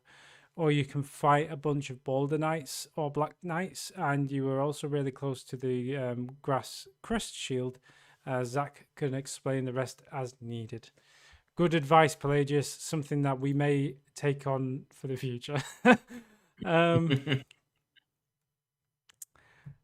then Dark Page says, we addressed that at the beginning of the video, so we don't need to cover that. Love Lord of the Rings talk. Keep it coming. You got it. I don't know all that much about Lord of the Rings, so I'm probably not super qualified to talk Lord of the Rings every week. But we can try and talk about it, I guess. You're a Tolkien fan? You don't know about Trents, however you call him? I've heard it pronounced multiple ways. I mean, I'm not that massively. You don't know what I'm talking about, do you? Nope. I never know how to say it right, and I've constantly get corrected. You've seen the films though, yeah? The Lord of the Rings films? So I read the first Lord of the Rings book, and I've seen all of the films. But I didn't read any of the other books, and I haven't watched or read The Hobbit or any of the other stuff. So I have animated Hobbit from like when we would have been kids. Do you know? I think I have seen that actually. Yeah, I know the thing you're talking about. So I don't remember it very well, but I do remember seeing that as a kid. I'd recommend watching that instead of the fucking travesty. I've heard that before. I've heard people say that. Yeah. Not fun. I did not like it. You want to talk about something that looks weird just because of the frames per second or whatever? That made me feel nauseated. Yeah, well, yeah, it was filmed in 60 frames per second, right? The Hobbit movies. I wouldn't be too offended by that, but I can see why people might feel, because do you know what it is? It makes it feel. They were filmed in 48 frames per second. Oh, is it 48 frames? Okay, but yeah, it's still double the usual 24 of cinema, right? Yeah. Right. And it's because you guys generally are 24 frames per second regardless. We film 30 frames per second if it's not film. Like in the film industry, yeah, if they're using actual film, then it's maybe 24 frames per second. But now it's all digital. So did I say that we film at 24 frames a second? I don't know why I suddenly thought I was a movie star. I don't know. I literally just watched a video on like the differences, and I was like, my eyes started to roll in the back of my head. Yeah, I mean, I find that stuff sort of interesting, but it is a very, very technical topic, and not necessarily an interesting one. No. But I think the crux of it though is the higher the frame rate or the refresh rate, I think the less it kind of almost throws up like a film. Not a film, but like a barrier. It's almost like it's too smooth. It's like a soap opera, right? They call it the soap opera. Right. It gives it that kind of thing. It almost gives it also, I'd say, like the uncanny valley effect. Where it's just like it doesn't look real, or like it's too real, but it's not. It feels anyway. Yeah. Anyway, we will moving on. Moving on. Our Young Hero says, I like how glad you enjoyed it. Players we'll come on to that. I like how all Dark Souls players hoard boss souls like they have no intention of using for weapons. Is that right? I don't know what that means, to be honest.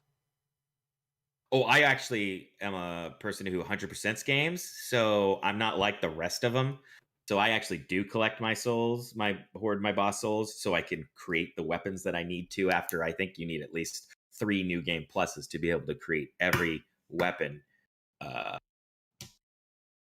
because some souls have, I think, 3 different weapons you can make from it. There might be 1 or 2. I might be wrong, 2 or 3. You don't know what I'm talking about, do you, Danny? Yeah, I mean, you're basically saying that you need to play the game at least 3 times. Yeah, the Moonlight Butterfly, that was like James's first boss soul that he took and turned into a weapon. I think it's like the Moonlight Greatsword. And then he was like nonstop using that. Loved it. So, I mean, I don't think I've done this yet, but how many can I start crafting weapons with just the one that I've already got, or the 2 that I've already got? Or is it better to just save them up? Maybe it wasn't the sword. Maybe he made the Moonlight Butterfly. It was like a spear. Anyway, we could. You have 1 boss soul at the moment that you could turn into a weapon. We can look at what to do, just because, hey, that'd be something to do. But we got to get souls to do it. Okay. We'll get to it. Cool. Prehistoric. We have a decade of you playing this in the future, so you're getting to New Game Plus. Yeah, maybe. Prehistoric Pain, he says, awesome video, guys. Loving this playthrough. Really funny and enjoyable. Helps me get through the day. Keep up the awesome work and stay safe. That's really nice. I'm glad you enjoy it. But I'm glad people like it. I was genuinely very, very, very, very upset. Not upset, but I was very, very anxious about this series, because I thought it would either be just trash and nobody would like it, or like it just have no interest. So I'm glad to see that people actually like it. Just a tad more interest than Watch Dogs Legion.